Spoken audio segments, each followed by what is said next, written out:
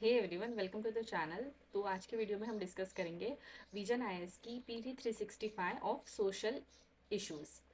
So let's begin with the first news. तो it is related to the women led development self help group. तो recently prime minister ने facilitate किया around 11 lakh lakhpati दीदीज को in the function जो महाराष्ट्र में हुआ था। ठीक है, तो लखपति दीदी स्कीम के बारे में अगर देखा जाए तो ये स्कीम जो थी 2023 में लॉन्च हुई थी एंड इट मेनली टारगेट करती थी अराउंड 3 करोड़ लखपति दीदीज। ठीक है, तो अभी लखपति दीदीज के क्या होता है इसके बारे में जान लेते हैं। तो लखपति दीदीज एक जो है सेल्फ हेल्प ग्रुप की मेंबर होती है जिन्होंने अर्न किया हो and annual house hold income उनकी जो हो अराउंड 1 लाख हो और more calculated for at least 4 agriculture season or a business cycle with an average monthly income exceeding around 10,000 rupees. So this is the criteria हम बोल सकते हैं फॉर द वुमेन और फॉर द मेंबर जिनको हम लखपति दीदीज कह सकते हैं। ठीक है, तो ये जो इनिशिएटिव है ना, इट्स मेनली आउटकम है दीनदयाल उपाध्याय योजना जो नेशनल रूरल लाइवलीहुड मिशन है, जो मिनिस्ट्री ऑफ रूरल डेवलपमेंट के अंदर आता है। इसका जो है आउटकम बोला जा सकता है लखपति दीदी इनिशिएटिव को। तो इसमें ना कुछ फाइनेंशियल असिस्टेंट भी प्रोवाइड किया जाता है by the government, that is capitalization support जो RF and community investment fund के थ्रू दिया जाता है। आरएफ यहाँ पे देखो, RF it is a nothing but a permanent fund mechanism होता है जिसका मेनली एम होता है कि जो इंटरनल लेंडिंग होती है एसएसजी में या क्रेडिट सपोर्ट जो है गवर्नमेंट प्रोवाइड करती है उसे हम बोला जाता है RF, that is revolving fund. देखो यहाँ पे भी दिया है PM has also release revolving fund around 2500 crore for the beneficiaries. तो सेकंड फाइनेंशियल असिस्टेंट अगर देखा जाए तो बैंक लोन भी प्रोवाइड किया जाता है। वो जो लोन होता है that is collateral free loan दिया जाता है up to 20 lakh rupees for the SHG. Overdraft facilities भी प्रोवाइड की जाती है। उसके साथ साथ वुमेन इंटरप्राइज एक्सेलरेटिव फंड, ये जो फंड है उसके साथ साथ वनरेबिलिटी रिडक्शन फंड एंड ये जो फंड होता है vulnerability reduction fund it is nothing but a corpus fund होता है, मेनली दिया जाता है टू एड्रेस द वनरेबिलिटी और जैसे कि फूड इनसिक्योरिटी हो गया या हेल्थ रिस्क हो गया एंड नेचुरल कैलेमिटीज जैसे वनरेबिलिटी जो होते हैं उसको एड्रेस करने के लिए ये कॉर्पस फंड दिया जाता है। So this are some of the financial assistant जो इसके अंडर में आता है दैट इज लखपति दीदी इनिशिएटिव के अंदर। So regarding the next point that is कुछ मेजर्स जो गवर्नमेंट ने लिए हैं for the promotion of a self help group. तो सबसे पहले अभी हमने देखा था national rural livelihood mission Deendayal Antyodaya Yojana. I think यहाँ पे मैं ना बोलते वक्त शायद मैंने कुछ गलत प्रोनाउंस किया, so please correct it. I think it is I had just pronounce Deendayal Upadhyay Yojana but it is Deendayal Antyodaya Yojana. Okay, अब देखते हैं नेक्स्ट न्यूज़, नेक्स्ट पॉइंट। देखो अभी ये national rural livelihood mission that is Deendayal Antyodaya Yojana, इसके अंडर में ये सारे स्कीम आते हैं that is startup village entrepreneurship programme, Aajeevika Grameen express योजना एंड आजीविका रजिस्ट्री। उसके साथ साथ सारस करके एक जो है इनिशिएटिव है जिसमें क्या होता है इन एग्जिबिट करते हैं जो भी एग्जीबिशन टाइप का होल्ड होता है किया जाता है, एग्जीबिशन हेल्ड किया जाता है, एसएचजी के प्रोडक्ट्स जो है उसको डिस्प्ले किया जाता है दैट इज सारस कलेक्शन उसमें। Then SSG bank link programme वो नाबार्ड के अंडर में आता है, मेनली फाइनेंशियल इंक्लूजन जो है सेल्फ हेल्प ग्रुप का करने के लिए ये इनिशिएटिव लॉन्च किया है। So this are some other measures for the promotion of एसएचजीज। Moving toward the next one that is global gender gap report. तो सबसे पहले इसमें इंपॉर्टेंट हो जाता है ग्लोबल जेंडर गैप रिपोर्ट कौन रिलीज करता है, that is it is release by world economic forum. इसमें ना 14 इंडिकेटर्स होते हैं एंड उनमें से 4 डायमेंशन जो है कवर किए जाते हैं। Which are this 4 dimension? This 4 dimension are economic participation and opportunity, educational attainment, health and survival and a political empowerment. So this are the 4 important dimension जो ग्लोबल जेंडर रिपोर्ट में consider किए जाते हैं। तो ranking अगर देखा जाए तो top sorry just a minute,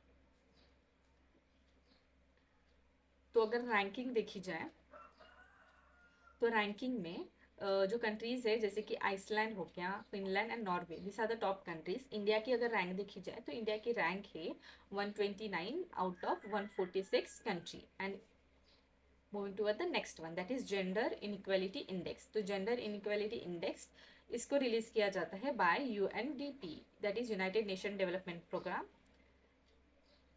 in their human development report. इसका जो मेन 2023-2024 का मेन अगर थीम देखी जाए तो ये है breaking the gridlock reimagining cooperation in the polarize world. So इसमें क्या है, जेंडर इनइक्वालिटी इंडेक्स में स्कोर दिया जाता है कंट्रीज को, that is range from 0 to 1। तो 0 मतलब men and women are fairly equal, and if अगर 1 की तरफ अगर जाता है, ठीक है, 1 की तरफ अगर इंक्लाइन होता है, then one gender is facing more poorly जो है रिस्पॉन्स और poorly treatment as compare to others. So इस तरीके से यहाँ पे रैंकिंग दी जाती है। इंडिया की रैंक 108 है आउट ऑफ 193 कंट्रीज 2022 में। And top countries Denmark, Norway and Switzerland. अब देखो इसमें कुछ नेक्स्ट और कुछ पॉइंट मेंशन है, that is gender inequality index. इसमें फीमेल जेंडर इंडेक्स है and male gender index. So female gender index में कुछ फैक्टर देखे जाते हैं, that is female reproductive health index, जहाँ पे maternal mortality rate and adolescent birth rate को कंसिडर किया जाता है। Next is a female empowerment index, जहाँ पे female population with respect to उनका सेकेंडरी एजुकेशन कितना कंप्लीट हुआ है, ठीक है, एटलीस्ट सेकेंडरी एजुकेशन तक वुमेन पॉपुलेशन वाला पॉइंट कंसिडर किया जाता है। उसके साथ साथ female sharing a parliamentary seat, इन दोनों पॉइंट को कंसिडर किया जाता है।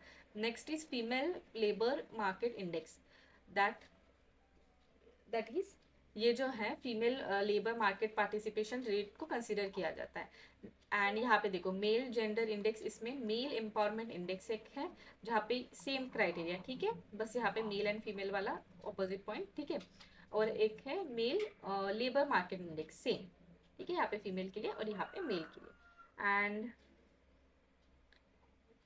देखो अभी next news, alliance for global good gender equity and equality. तो ये जो है इसका अगर जेनेसिस देखा जाए, ये nothing but it is a global collective है गवर्नमेंट का, इंडस्ट्रीज का और डिफरेंट डेवलपमेंट ऑर्गेनाइजेशन का, जिसका मेन एम है कि they will come together and discuss related to the following field, जो इंक्लूड करता है women health, education and enterprises. So इसका लॉन्च हुआ था इन दावोस 2024 में। मेनली ये इंडोर्स किया जाता है, endorse by the World economic Forum and India.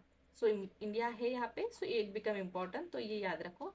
And it mainly born out of G20 leadership declaration. So this are the important point regarding Alliance for Global Good, Gender Equity and Equality. Next news है sexual harassment of women at a work place. तो recently क्या हुआ है, justice Hema committee ने कुछ report launch की है regarding जो सेक्सुअल हरासमेंट होता था वुमेन का इन अ मलयालम फिल्म इंडस्ट्री। सो अभी इम्पोर्टेंट हो जाता है इंडिया में जो एक्ट है विच डील्स विद दिस इशू उसको पढ़ना, दैट इज पोश एक्ट। उसका फुल फॉर्म है sexual harassment of a women at work place prevention prohibition and redressal act 2013। यहाँ पे उन्होंने डिफाइन किया गया है सेक्सुअल हरासमेंट क्या होता है। मेनली डेफिनेशन जो है विशाखा जजमेंट के केस में जो थी वहाँ से हमें पता चलती है। उसके साथ साथ कंप्लेंट कमेटी का फॉर्मेशन है, जहाँ पे एक इंटरनल कंप्लेंट कमेटी रहेंगी एंड लोकल कंप्लेंट कमेटी भी रहेंगी, जो मेनली हैंडल करेगी जो भी कंप्लेंट्स होती है of a sexual harassment. Now regarding ICC and LCC, that is internal complaint committee और लोकल कंप्लेंट कमेटी के बारे में। तो जो इंटरनल कंप्लेंट कमेटी होती है, तो मेनली इसमें ना ऑर्गेनाइजेशन एम्प्लॉय अराउंड 10 और मोर एम्प्लॉयर, जहाँ पे एक प्रिसाइडिंग ऑफिसर जो होता है women employed as a senior level officer among the employ, and members में at not less than 2 member से कम नहीं हो सकते हैं, and not less than half of ICC member shall be women. So this are some criteria for internal complaint committee. उसके बाद external members भी होते हैं फ्रॉम वेरियस ऑर्गेनाइजेशन और एसोसिएशन NGOs वगैरह से।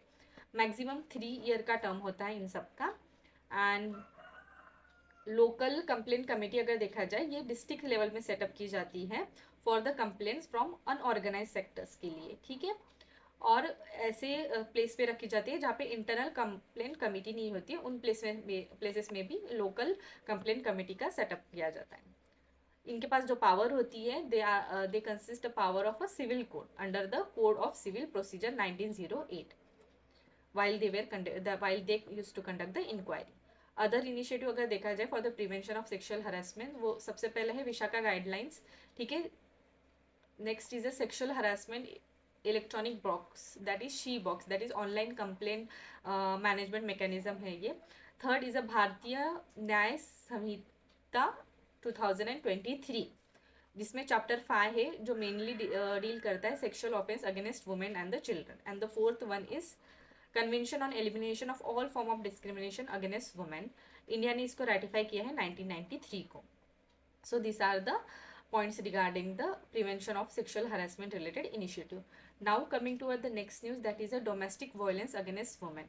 तो देखो इसके रिलेटेड एक एक्ट है जो गवर्नमेंट ने फॉर्म किया था, जिसका नाम है protection of women from domestic violence act 2005।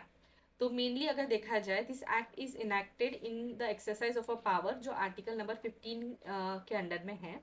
And article 15 अगर देखा जाए clause 3 which deals with the power, जो एम्पावर करती है लेजिस्लेचर को कि वो कुछ स्पेशल प्रोविजन बनाए for the women and the children. So domestic violence इस एक्ट के अंडर में जो है इट कंटेन और it include all the type of abuse और थ्रेट ऑफ अब्यूज, जो आइदर वो फिजिकल हो, सेक्सुअल हो, वर्बल हो, इमोशनल हो या इकोनॉमिक हो। ये कवर करता है सारे वुमेन्स को, may be who may be is a mother, sister, wife, window और अ पार्टनर लिविंग इन, ठीक है। Along with this, a child is also entitled to relief under this act. तो ये पॉइंट इंपॉर्टेंट हो जाता है। Next जो complain है, shall be file against any person or has been in a domestic relationship with the aggrieved woman. Along with this, relatives both male and female of a husband or a male partner. So इसके against में भी हम complain कर सकते हैं। उसके साथ साथ only civil remedies for a marital rape are considered in this act. No criminal proceeding can be initiated against the perpetrator. So these are some provisions regarding protection for women from a domestic violence act 2005.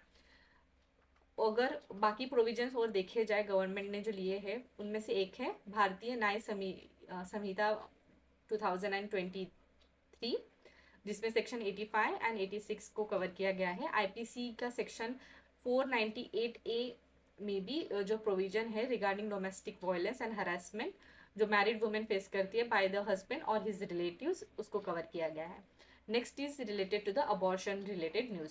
तो recently supreme court ने कुछ special under special power under the article 142 के under में उन्होंने permit किया है of a 14-year-old minor rape survivor beyond 24 year of pregnancy.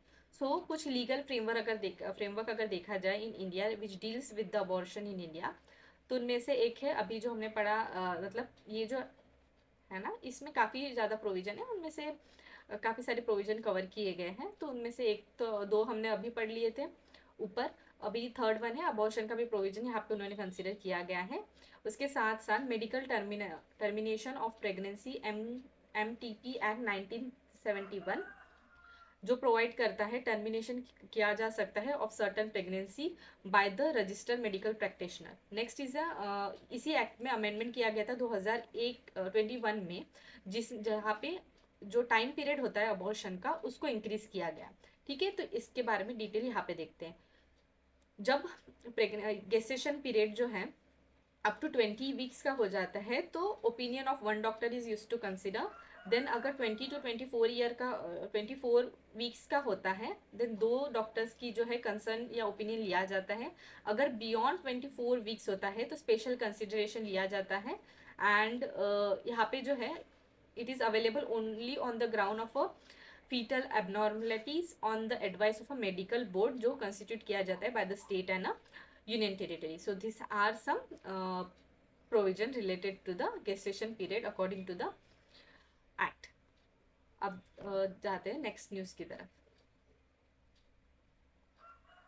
नहीं, इसी में कुछ और पॉइंट्स बाकी हैं, दैट इज स्पेशल क्राइटेरिया जो है, कैटेगरीज ऑफ अ वुमेन जिसका अबॉर्शन हम कर सकते हैं, ठीक है, इन केस अगर वो बियॉन्ड जाता है 20 टू 20 से 24 वीक का, that is survivor of rape, marital status जो है चेंज हो गया हो ड्यूरिंग ऑनगोइंग प्रेगनेंसी, अगर वुमेन जो है, प्रेग्नेंट वुमेन, अगर she has a risk of a life at that case, then कोई चाइल्ड में अबनॉर्मलिटीज़ हो, या डिफरेंटली डिसेबल वुमेन का अगर केस किया जाए, या माइनर का केस हो, या प्रेगनेंसी इन ह्यूमैनिटेरियन सेटिंग और अ डिजास्टर और a emergency, so this are some जो केसेस, स्पेशल केसेस कंसिडर किया जाता है जहाँ पे वुमेन को परमिट किया जाता है अबॉर्शन बिटवीन 20 टू 24 वीक्स। और एक पॉइंट 2022 में ऐड किया गया है, दैट इज सुप्रीम कोर्ट ने एक्सटेंड किया है right to safe and legal abortion up to 24 weeks to the unmarried and a single womens के लिए भी। So this are some important point. Next is related to surrogacy. So recently Ministry of health and family Welfare ने notify किया है surrogacy regulation amendment rule 2024 को। And regarding surrogacy अगर देखा जाए तो सरोगेसी इज अ प्रैक्टिस जहाँ पे, देखो यहाँ पे मैंने एक फिगर ड्रॉ किया है, just a minute, I think यहाँ पे नीचे मैंने ड्रॉ किया था, ओके शायद वो मैंने ड्रॉ नहीं किया, मैं आपको बता देती हूँ। सो सरोगेसी में क्या होता है, यहाँ ये देखो, अगर दिस इफ मेल का स्पर्म एंड वुमेन एग्स, इससे मिलके ना जाइगोट बनता है, बट जाइगोट बनता है, बट इन सर्टन केस ना क्या होता है, कुछ कंडीशन के वजह से ऐसा हो सकता है कि वुमेन जो है she can not have a baby in her womb. So क्या किया जाता है, स्पर्म और एग्स को मिला के लैब में जाइगोट मतलब जाइगोट को निकाला, जाइगोट बनाया जाता है, and then it use to induce in the other female, और उससे जो बेबी बॉर्न होता है वो इनको वापस किया जाता है। सो बायोलॉजिकली इनका ही वो बच्चा होता है, ना कि इस वुमेन का। तो ये वुमेन जस्ट जो है उनका बच्चा अपने पेट में रखती है। So this is the case of a surrogacy, ठीक है। तो अब देखते हैं बाकी की जो इंफॉर्मेशन दी गई है regarding the surrogacy related act. So ये देखो, सरोगेसी इज अ प्रैक्टिस जहाँ पे one women bear and give a birth to the child of a intended couple. तो इंटेंडेड कपल जो होता है, देखो मैंने जैसे अभी बताया था कि मेडिकल इंडिकेशन होता है नेसेसिटी कि वो गेस्टेशन सरोगेसी करे। अभी जैसे गेस्टेशनल सरोगेसी इस प्रैक्टिस में क्या होता है, सरोगेट मदर जो होती है वो कैरी करती है child of a intended couple, that couple, ठीक है। जाइगोट और स्पर्म जो होता है, सॉरी स्पर्म एंड एग जो होता है या जो जाइगोट फॉर्म होता है वो इंटेंडेड कपल का ही होता है, ना कि उस थर्ड पर्सन वुमेन का। सो जेनेटिकली वो सरोगेट मदर का बच्चा नहीं होता है। This is related to the gestation surrogacy. अब इसमें देखा जाए दो टाइप के सरोगेसी होते हैं, ठीक है। ट्रेडिशनल सरोगेसी वही है, it is a result of artificial insemination of a surrogate mother with intended father's mom making her biological mother of a child she carries. So this is regarding the traditional surrogacy. अब देखा जाए surrogacy के types क्या है, दो type है, that is altruistic surrogacy जहाँ पे किसी भी टाइप का मॉनिटरी जो है कंपनसेशन नहीं दिया जाता है सरोगेटी मदर को, एंड इसमें ना बस एक्स्ट्रा जो होता है that is medical expenses and insurance जो है ड्यूरिंग द प्रेगनेंसी वो कवर किया जाता है। कमर्शियल सरोगेसी जो है मेनली इसका मोटिव होता है फॉर द मॉनिटरी बेनिफिट और द रिवॉर्ड्स। पर गवर्नमेंट ने जो है 2015 से बैन किया है surrogacy for the foreign nation. So this is regarding the surrogacy point. अब देखो कुछ लॉज जो है इंडिया में, सरोगेसी रेगुलेशन एक्ट 2001, उसमें बस अल्ट्रुइस्टिक सरोगेसी जो है that is no monetary benefit वाला surrogacy is allowed and penalise किया है गवर्नमेंट ने कमर्शियल सरोगेसी को। And national assistant reproductive technology and surrogacy board का भी इस्टेब्लिशमेंट किया गया है। उसके साथ साथ अबॉर्शन अगर किया जाए of a surrogate child it required a written consent हो लगेगा सरोगेट मदर का। एंड अगर कुछ होता है, ठीक है, authorisation of appropriate authority and she can file a complain under this act. Indian women who are widow और divorce between the age of 35 to 45 they can also avail the surrogacy subject कुछ condition उनको fulfill करने पड़ते हैं. अब देखते हैं कुछ eligibility criteria क्या है for the surrogate mother. So the married woman having her child of her own जिसकी एज हो 25 to 35 ईयर ऑफ एज, ठीक है. किसी एक वुमेन ना वन टाइम ही सरोगेसी कर सकती है. She can not have she cannot be a surrogate mother more than once in her lifetime, and she should possess a certificate of medical and psychological fitness for the surrogacy. So this is criteria for surrogate mother. Intended couple का अगर देखा जाए तो married couple जो होने चाहिए at least 5 year होना चाहिए उनके मैरिड को. वाइफ की एज 25 to 50, हस्बैंड की एज 26 to 55, एंड जो कपल है they must not have any living child, ठीक है. एक्सेप्ट अगर चाइल्ड जो है मेंटली और फिजिकली जो है डिसेबल या चैलेंज हो, उन केस में कंसिडर किया जा सकता है. And third criteria essential certificate लगेगी, एंड ये जो सर्टिफाइड रहेगा by the district medical board. Along with this insurance cover जो है फॉर 36 मंथ उनको जो है प्रोवाइड करना पड़ेगा for the surrogate mother. So this are some eligibility criteria for the intended couple. और कुछ यहाँ पे मेंशन है, that is assisted reproductive technology regulation act 2001, that is ART act. It mainly aim है कि वो रेगुलेट करे एंड सुपरवाइज करे आर्ट क्लिनिक एंड बैंक्स को. सरोगेसी रूल्स भी आए थे 2022 में. मिस मेनली जो है number of attempt surrogacy procedure की जो है नॉट मोर देन 3 times ऐसे उन्होंने मेंशन किया है. उसके साथ साथ सरोगेसी रेगुलेशन अमेंडमेंट रूल 2024 में surrogacy with a donor gamete eggs और स्पर्म इज अलाउड जब डिस्ट्रिक्ट मेडिकल बोर्ड ने सर्टिफाई किया हो. सो this is one of the important condition जो ऐड की गई. उसके साथ साथ सिंगल मदर जो होती है, सिंगल वुमेन जो होती है, विडो और a divorce, she can undergo a surrogacy, must use self eggs and a donor sperm to avail the surrogacy procedure. So this is another technicality. Then 2023 में supreme court ने अरुण म्यूचुअल versus union of India case में allow किया women with a Mayer something, this is a syndrome name, okay, MKRK syndrome, कि वो undergo कर सकती है surrogacy with a donor eggs. So this are some point. तो ये जो सिंड्रोम है मेनली इसमें क्या होता है, फीमेल की जो रिप्रोडक्टिव सिस्टम है वो जो है प्रॉपरली चाइल्ड को होल्ड नहीं कर सकती. सम टाइप ऑफ इनफर्टिलिटी जो होती है इस टाइप ऑफ सिंड्रोम में दिखी जाती है. So this are some condition जो इस रूल में ऐड किए गए. अब देखो next news, that is maternal benefit act. So ये जो एक्ट है उसके रिलेटेड न्यूज़ इसलिए थी कि मद्रास हाईकोर्ट ने recently they have ruled that contractual employees जो है उसको भी जो है maternal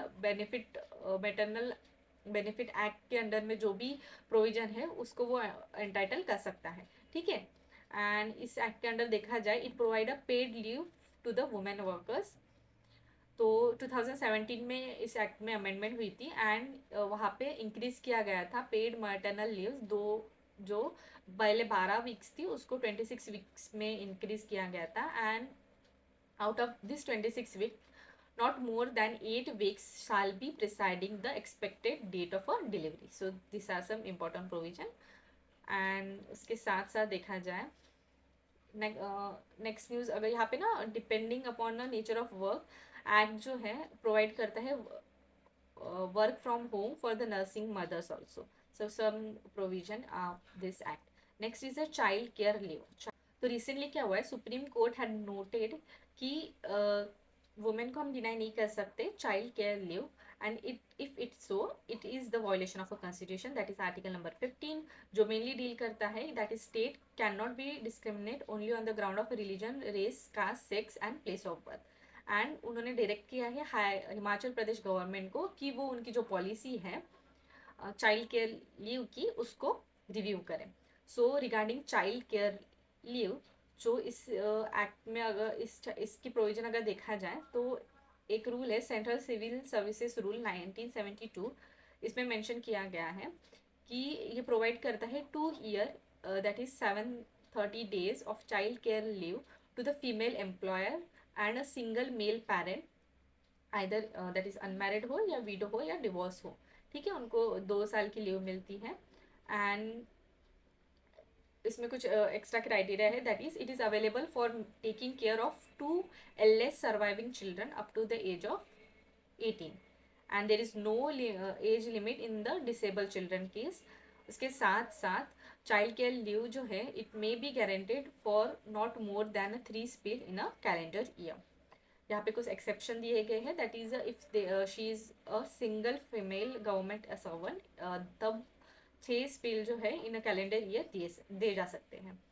that is next point, moving to the next point, state of Himachal Pradesh जो है they have not adopted this provision of child care leave. So government ने जो सुप्रीम कोर्ट ने उनको डायरेक्ट किया।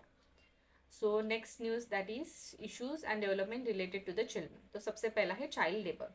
तो 25th एनिवर्सरी सेलिब्रेट की गई है इंटरनेशनल लेबर ऑर्गेनाइजेशन, जिसका convention number 182 which deals with the worst form of a child labour, and it is a first ILO का कन्वेंशन है जो यूनिवर्सली रेटिफाई किया गया है। इंडिया ने रेटिफाई किया 2017 में, अलॉन्ग विद द कन्वेंशन 138 जो डील करता है minimum age of employment. So this are some important points जो हमें याद रखने हैं रिगार्डिंग इंटरनेशनल लेबर ऑर्गेनाइजेशन का कन्वेंशन नंबर 182 एंड 138। अब प्रिविलेंस ऑफ चाइल्ड लेबर के बारे में अगर डाटा देखा जाए तो 2011 के सेंसस के according around 3.9 of total children population जो है आर वर्किंग, आइदर वो मेन वर्कर हो और मार्जिनल वर्कर हो। सबसे ज़्यादा Uttar Pradesh, Bihar, Rajasthan, Maharashtra and Madhya Pradesh constitute 55% of a working children in India. And working labour जो है mainly agriculture, household industry या रोड साइड ढाबा वाले जो प्लेसेस है वहाँ पे सबसे ज़्यादा चाइल्ड लेबर देखा जाता है। गवर्नमेंट ने कुछ इनिशिएटिव्स लिए हैं, तो सबसे पहला इनिशिएटिव अगर देखा जाए, अगर कॉन्स्टिट्यूशनल प्रोविजन सबसे पहले देखा जाए तो आर्टिकल नंबर 24 जो mainly deals with the prohibition of a employment of a children below the age of a 14 year in a case of a hazardous occupation और हजार्डस प्लेसेस जैसे कि फैक्ट्रीज हो गया या माइनिंग्स हो गया।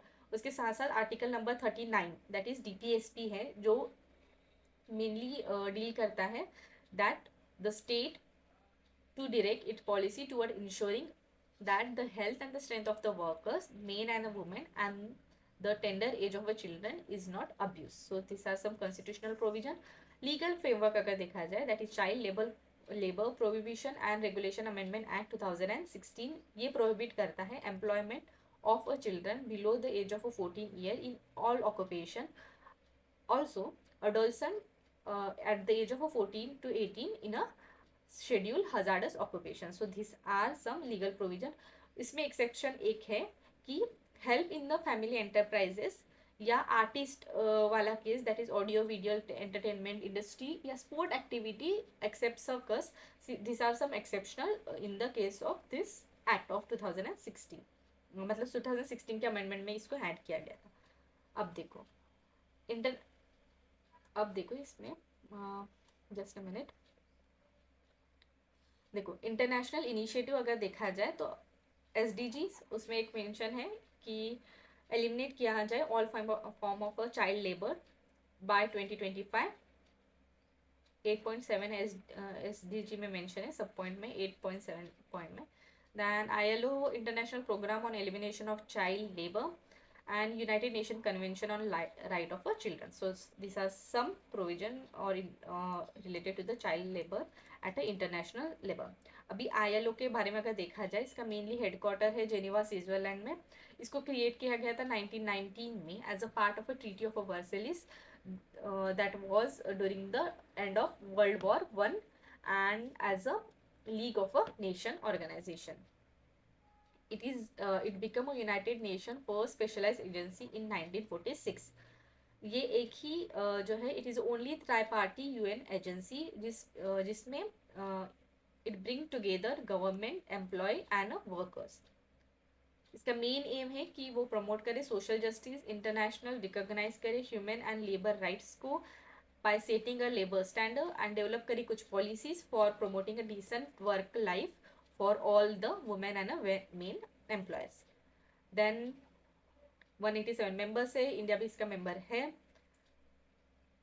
नोबेल प्राइज भी ये जीत चुका है। एंड कुछ उन्होंने जो है डिक्लेरेशन लाया है, that is ILO declaration on fundamental principle and right at work. And कुछ इंपॉर्टेंट रिपोर्ट्स भी ILO लॉन्च करता है, that is ILO world social protection report. उसके साथ साथ इंडिया भी जो एक एम्प्लॉयमेंट रिलेटेड है, लेबर रिलेटेड एक रिपोर्ट लाती है, that is India employment report. Mainly ये रिलीज किया जाता है by ILO and institute of human development. So this are some initiative. उसके साथ साथ यहाँ पे एक पॉइंट मेंशन है, इंडिया और ILO रिलेटेड कुछ पॉइंट है। इंडिया ने कुछ जो ट्रीटीज है उसको रेटिफाई किया है, कुछ कन्वेंशन को रेटिफाई किया है जो यहाँ पे मेंशन है, ठीक है। जस्ट एक बार इसको पढ़ लेना। और इंडिया ने क्या रेटिफाई नहीं किया है, ये दोनों को रेटिफाई नहीं किया है, that is freedom of association and protection of a right to the organisation convention, right to organise and collective bargain convention. So this इन दोनों को रेटिफाई नहीं किया है, इन सबको जो है ऊपर वाले को रेटिफाई इंडिया ने किया है। अब जाते हैं नेक्स्ट सेक्शन की तरफ, which related to the child marriage in India. तो रिसेंटली सुप्रीम कोर्ट ने कुछ गाइडलाइंस दिए हैं for the prohibition of a child marriage in a Society for Enlightenment and Voluntary Action versus union of India case held that prohibition of a child marriage act 2006 cannot be shunted by the personal law and tradition, ठीक है। that is personal law और tradition के नाम पे इस act के जो provision है उसको हम दबा नहीं सकते, ऐसा इस सुप्रीम कोर्ट ने बोला है। तो चाइल्ड मैरिज का स्टेटस अगर देखा जाए तो national family health survey 5 finding 2019-2021 के अकॉर्डिंग अराउंड 23.3% जो है women below the age of 18 they are married. Men का केस 17.7 है, ठीक है। पहले ना 47% था 2006 में, अभी 2019 और 2021 के केस में 23% हो गया है। स्टेट जो है यहाँ पे हाईलाइट किए गए हैं, they are the state which has main case which has more cases of child marriage about the national average. So this are the cases, this are the places, ठीक है। ये हम ना मेंस के आंसर राइटिंग में mainly useful होता है, prelims के लिए बस कुछ जो स्टैट है वो याद रखना। अब देखा जाए NCRB के रिपोर्ट के अकॉर्डिंग भी जो केसेस है चाइल्ड मैरिज के वो इंक्रीज हुए हैं, दैट इज 2017 में इतने 395 थे, तो 2020 में 1000 प्लस हो चुके हैं। कुछ लीगल प्रोविजन एंड गाइडलाइंस देखा जाए तो स्टेट गवर्नमेंट एंड यूनियन की जो गवर्नमेंट है, सॉरी यूटीज की जो गवर्नमेंट है, they must appoint a child marriage prevention officer and establish करे एक special police unit and a state special child marriage prohibition unit. Judicial measures अगर देखा जाए ये एम्पावर करती है मैजिस्ट्रेट को to take suo motu action and preventive jurisdiction वो दे पाए। उसके साथ साथ स्पेशल जो है फास्ट ट्रैक कोर्ट का भी फॉर्मेशन का प्रोविजन है in case of a judicial measure. And next is कुछ पॉलिसीज या कुछ इनिशिएटिव अगर देखा जाए तो चाइल्ड मैरिज फ्री विलेज एक इनिशिएटिव है, ये सेम है इन द मॉडल जो हम ओपन डेफिकेशन फ्री विलेज वाला मॉडल है उसी की तरह child marriage free village initiative है। उसके साथ साथ कुछ टेक्नोलॉजी रिलेटेड भी मॉनिटरिंग की जाती है कि कितने बच्चे जो है बच्चों का अटेंडेंस क्या है इन स्कूल। नेक्स्ट पॉइंट अगर देखा जाए that is historical perspective related to the age of a consent, that is child marriage registration act, that is Sarda act 1929, ये बहुत पुराना एक्ट है, ठीक है। That is fixed marriage age 14 for girls and 18 for the boys. उसके बाद PCMA act 2026, that is prevention of child marriage act 2006, male 21 age female 18 age. और उसके बाद जो है ये बिल आ गया है, अब तक अब उसमें कुछ जो है फॉर्मेशन मतलब इनैक्ट नहीं हुआ है, बस it is amendment bill which aim to amend this act to increase the minimum age of marriage दोनों, दैट इज मेल की तो पहले से ही है 21 ईयर, फीमेल की भी 21 ईयर किया जाए ऐसा बोला है। And it is a recommendation of a Jayalalitha committee. Then prevention of child marriage act जो है 2006 का, उसके की प्रोविजन अगर देखा जाए इसका मेन एम है that it should be prohibited solemnisation of a child marriage and provide करे relief to the victim and enhance the punishment जो इस टाइप के मैरिज को कंडक्ट करता है, ठीक है। तो ये सोलमनाइजेशन के इसका मीनिंग क्या है, that duly perform a ceremony specially that in case of a marriage. इस एक्ट के अंडर में मेल को 21 साल, फीमेल को 18 साल कंसिडर किया गया है। ऑथोरिटी अगर देखा जाए तो चाइल्ड मैरिज प्रोहिबिशन ऑफिसर को अपॉइंट किया जाता है हर एक स्टेट में, जो इन सारे केसेस को डील करता है। उसके साथ साथ authority for reporting a child marriage, तो वो भी मेंशन किया गया है, दैट इज पुलिस स्टेशन हो गया या मेट्रोपॉलिटन मैजिस्ट्रेट हो गया और judicial magistrate of first class. उसके साथ साथ चाइल्ड लाइन और डिस्ट्रिक्ट मैजिस्ट्रेट और चाइल्ड वेलफेयर कमेटी, इनके पास जो है रिपोर्ट कर सकते हैं। दीज आर द अथॉरिटीज जहाँ पे चाइल्ड मैरिज के केसेस रिपोर्ट कर सकते हैं। उसके साथ साथ और पॉइंट मेंशन है, that is petition to nullify and annulment. Annulment अगर देखा जाए, it can be sorted within the 2 year after the child involve in the marriage has attain the majority. उसके बाद देखा जाए कुछ स्पेशल कंडीशन भी मेंशन है, under which the child marriage act जो है it can B declare as a null and void by the case, even though वो पूरे प्रैक्टिसेस फॉलो करके या लीगल वे से शादी की गई है, फिर भी in some special case court has a power to nullify the case of a child marriage. जैसे कि सबसे पहला हो गया कि जैसे ट्रैफिक वुमेन का, ट्रैफिक चाइल्ड का केस हो गया या बाय फोर्स, ठीक है, legal child is taken away from the legal guardian by force और उनकी शादी की गई हो, ठीक है। This are some points. Next punishment, this act consider as a cognizable and non bailable offence. So this are some important point. अब देखो कुछ इंपॉर्टेंट जुरिडिक्शन भी है, जैसे कि रुकमा बाई केस हो गया, और ये सारे जो पॉइंट है ना mainly mains point of view से है, so that are not that important कि अभी कवर करें। और कुछ डिफरेंट अदर मेजर्स देखे जाए तो juvenile justice care and protection of a child act जो है, इसके मेन कुछ प्रोविजन है for the care and protection of a child who are immediate risk of a marriage before the attainment of a legal age. बेटी पढ़ाओ बेटी बचाओ बेटी पढ़ाओ योजना, इसका भी जो मेन एम है टू ब्रेक द स्टीरियोटाइप बोल सकते हैं for the component of celebration of a birth of a girl child linking with the Sukanya Samriddhi account. So ये and it also mainly deals with the birth of a girl child and prevention of a child marriage। उसके बाद है national plan action plan for the prevention of a child marriage. उसके साथ साथ है child line, that is 24/7 जो है telephone service भी प्रोवाइड की जाती है। उसके बाद जो है हिमाचल प्रदेश ने रिसेंटली क्या किया है, उन्होंने असेंबली में बिल पास किया है for raising a marriage age of women from 18 to 21 years. So this are some provision.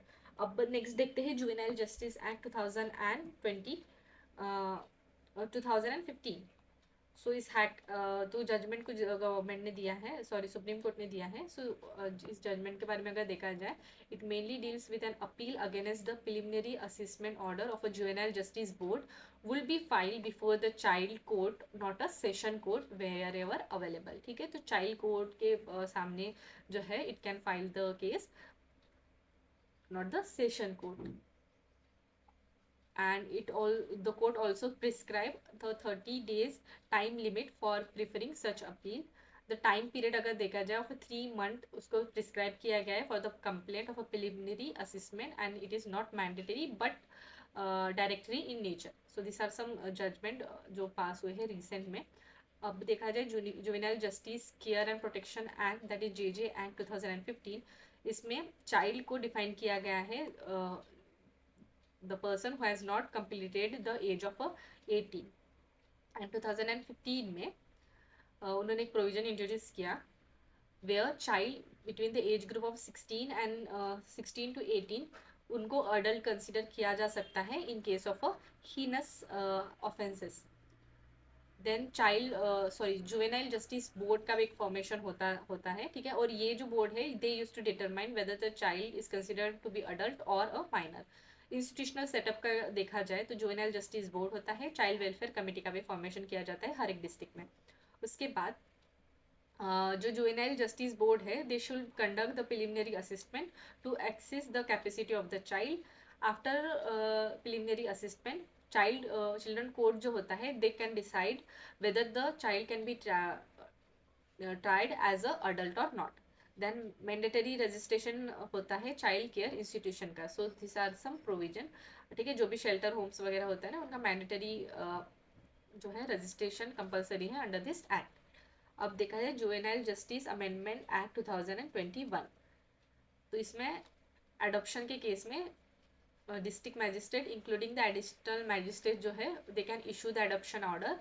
Appeal के अगर केस देखा जाए तो any person aggrieved by the adoption order pass by the DM वो file कर सकते हैं appeal before the divisional commissioner within the 30 days of such order. And designated court का अगर देखा जाए तो सारे ऑफेंसेस जो है वो चाइल्ड कोर्ट में आ जाएंगे, ना कि session court. So this are some important point. अब है मॉडल फोस्टर केयर गाइडलाइन 2024। तो ministry of women and child development ने इस जो है गाइडलाइन को रिलीज किया है। तो मेनली इस गाइडलाइन में क्या है, this guideline are in cognisance with the juvenile justice act जो 2015 का है, J model that is juvenile justice model rules and adoption regulation 2022 and mission Vatsalya. So इन सारे एक्ट का जो है कॉग्निजेंस लेके इस गाइडलाइन को बनाया गया है। अभी फोस्टर केयर मतलब क्या होता है, foster care is nothing but the placement of a child in a domestic environment of a family, जो चाइल्ड की बायोलॉजिकल फैमिली ना होके अदर फैमिली, ठीक है, उनको उसको हम बोलते हैं foster care. And such family जो है ये सिलेक्ट की जाती है by the child welfare committee. And child adoption framework के बारे में अगर देखा जाए तो एक कारा करके एक अथॉरिटी होती है, that is central adoption resource authority, एक नोडल बॉडी है जो मेनली डील करती है with adoption in of a Indian children. एक स्टैट्यूटरी बॉडी है under J act, that is juvenile justice act. Primarily देखो यहाँ पे दिया है एडॉप्शन ऑफ ऑर्फन एब्डॉन और सरेंडर चिल्ड्रन, ये सारा भी जो है इसी अथॉरिटी थ्रू किया जाता है। So this are some provision. अब पे देखो यहाँ पे मैंने जैसे बोला कि कुछ गाइडलाइंस लाई गई है। सो इस गाइडलाइंस के अकॉर्डिंग चिल्ड्रंस कौन एलिजिबल है फॉर द फोस्टर केयर, तो सबसे पहले children above the age of 6 year वो एलिजिबल है। एंड वो जो चिल्ड्रंस है above 6 year living in the child care institution और community included hard to place children and children having a special need and children having unfit guardians, this are eligible for the foster care. Second, eligibility क्या है fosters की, तो कोई भी person irrespective of a marital status and whether they have a biological son or a daughter, they can be considered to be the foster person। but यहाँ पे 2016 में एक पॉइंट ऐड किया गया था, that is only married couple are eligible, ठीक है, तो बस मैरिड कपल ही एलिजिबल है। अब अगर नेक्स्ट पॉइंट देखा जाए फॉस्टर एडॉप्शन के बारे में, तो इसके अकॉर्डिंग क्या है, इट अलाउ करता है फॉस्टर पेरेंट को who are already fostering the child for minimum 2 year, अगर 2 साल तक उन्होंने अपने पास रखा है उस बच्चे को, ठीक है, तो वो उस सेम चाइल्ड को अडॉप्ट कर सकते हैं। So this are some guideline regarding foster care. अब जाते हैं नेक्स्ट न्यूज़ की तरफ, that is related to the other vulnerable section. अब इसमें सबसे पहले आता है पर्सन विद डिसेबिलिटी। तो recently the right of a person with disability rule 2024 को जो है गवर्नमेंट ने नोटिफाई, मतलब it has been notified by the union ministry under the right of a person with disability act, ठीक है, इस act के अंडर में इस रूल को नोटिफाई किया गया है। अब इसमें क्या गया है, कुछ हाईलाइट्स देखा जाए इस रूल के, अमेंडमेंट रूल के, तो अमेंडेड रूल के, तो सबसे पहला है रिक्वायर्ड डॉक्यूमेंट चाहिए ऑफ अ डिसेबिलिटी। अथॉरिटी का भी जो है प्रॉपर कंसर्न, मतलब अथॉरिटी को भी कंसल्ट किया जाता है, दैट इज मेडिकल अथॉरिटी और notified competent medical authority at district level. Processing time जो है पहले 1 साल का था, अब 3 साल का, सॉरी पहले एक्सटेंड, पहले 1 मंथ दिया जाता था, अब 3 मंथ हो गया है, ठीक है, फॉर जो भी डॉक्यूमेंट्स चाहिए होते हैं ऑफ डिसेबिलिटी सर्टिफिकेट लेने के लिए, ठीक है, मतलब वो सारे प्रोसीजर करने के लिए पहले 1 मंथ का टाइम था, अभी 3 मंथ का हो गया है। एंड अप्लीकेशन टू लैप्स और become inactive if undecided for over 2 years. So this are some provision और रूल्स जो बनाए गए हैं या अमेंड किए गए हैं और ऐड किए गए हैं in the right of person with a disability. अब पर्सन विद डिसेबिलिटी अगर देखा जाए, it covers physical, mental, intellectual, sensorial impairment impairment, ठीक है, इन सारे टाइप ऑफ डिसेबिलिटी को कंसर्न मतलब इन सारे टाइप के जो पर्सन हैं उनको इंक्लूड किया जा सकता है इन पर्सन विद डिसेबिलिटी करके। एंड 2.21% जो है ऑफ टोटल पॉपुलेशन 2011 के सेंसस के अकॉर्डिंग, और उनमें से 69% जो है रूरल एरिया में है और 21% जो है ऑफ ऑल जो फिजिकली डिसेबल पर्सन है आर एल्डर पर्सन। और इस एक्ट के बारे में अगर देखा जाए, ठीक है, तो मेनली वही उनका एम रहेगा कि it can provide a life with a dignity to such persons. And ये जो एक्ट है it was enacted and it give effect to the United Nation convention on right of a person with disability, इसकी India भी signatory है, और mainly इसको administer किया जाता है under the ministry of social justice and empowerment. यहाँ पे कुछ पॉइंट्स दिए हैं, that is colour code, unique disability identity card और स्वावलंबन कार्ड, जिसमें वाइट कलर का कार्ड दिया जाता है जिसकी डिसेबिलिटी बिलो 40% हो, येलो कलर का कार्ड दिया जाता है 40 to 80% के केस में, एंड ब्लू कलर का कार्ड दिया जाता है 80 और अबो के केस में। सो अब और कुछ पॉइंट यहाँ पे मेंशन है regarding to the right of a person with disability act के बारे में। तो इस एक्ट में वही डेफिनेशन पूरी कवर की गई है, और यहाँ पे 21 टाइप्स ऑफ डिसेबिलिटी जो इंक्लूडेड है उसमें ये याद रखना कि acid attack victim, intellectual disability और मेंटल इलनेस को भी कंसिडर किया गया है, ठीक है। उनमें उनको जो है डिफरेंट टाइप ऑफ राइट का जो प्रोविजन है, कौन से राइट्स होते हैं वो भी इस एक्ट में मेंशन है, जैसे कि हो गया right to equality, life with dignity and respect, and it also provide a protection from abuse, और अदर राइट्स जो होते हैं इंक्लूडिंग द रिप्रोडक्टिव राइट या वोटिंग राइट, इन सारों को भी इसमें इंक्लूड किया है। देन पर्सन विद डिसेबिलिटी जो होता है, द पर्सन विद एटलीस्ट 40% जो स्पेशली डिसेबिलिटी होती है, वेदर डिफाइन किया गया हो मेजरेबल टर्म्स में और not as a certified by the relevant authority, special provision दी गई है for the free of right of a free education to the children of 16 to 18 year. 5% government reservation भी दिया जाता है अलॉन्ग विद दिस फोर, मतलब in educational institution, and 4% reservation होता है गवर्नमेंट जॉब में। अपॉइंट किया जाता है appointment of a limited guardianship का जो पॉइंट है यहाँ पे इस एक्ट में मेंशन है। सोशल सिक्योरिटी रिलेटेड मेजर्स भी यहाँ पे दिए गए हैं। So this are some important provision related to the act which deals with person with a disability.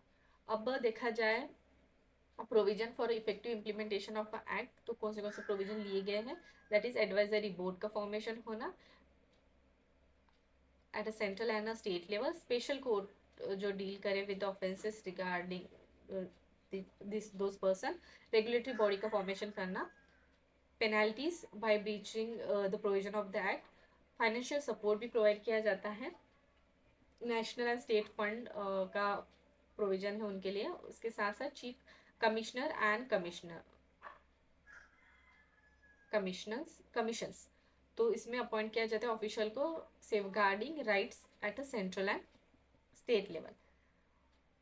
अब देखा जाए कुछ डिफरेंट और other provisions regarding personal with disability, तो गवर्नमेंट की स्कीम भी है, scheme for implementation of a person with disability act, उसके साथ साथ accessibility Indian campaign, Sugamya Bharat Abhiyan का फॉर्मेशन, उसके बाद है assistant to disability person for purchase और fitting of aid assistive devices, national action plan for skill training of a physically disabled person, and Deen Dayal disable rehabilitation scheme. So this are some scheme.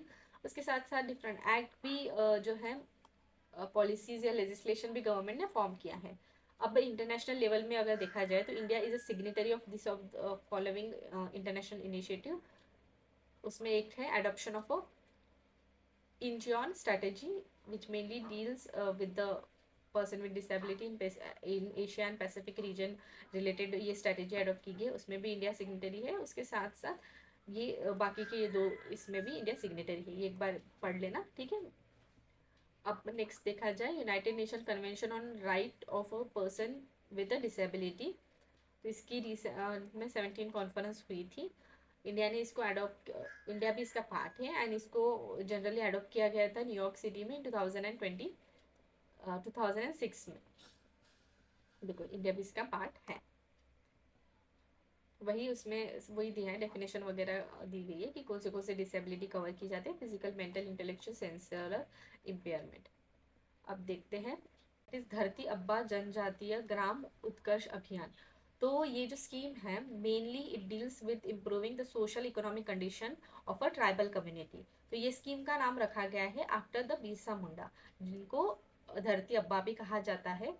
Birsa Munda कौन थे? Birsa Munda was a tribal leader जो mainly उन्होंने resist किया था against the British empire and lead a Ulgulan movement.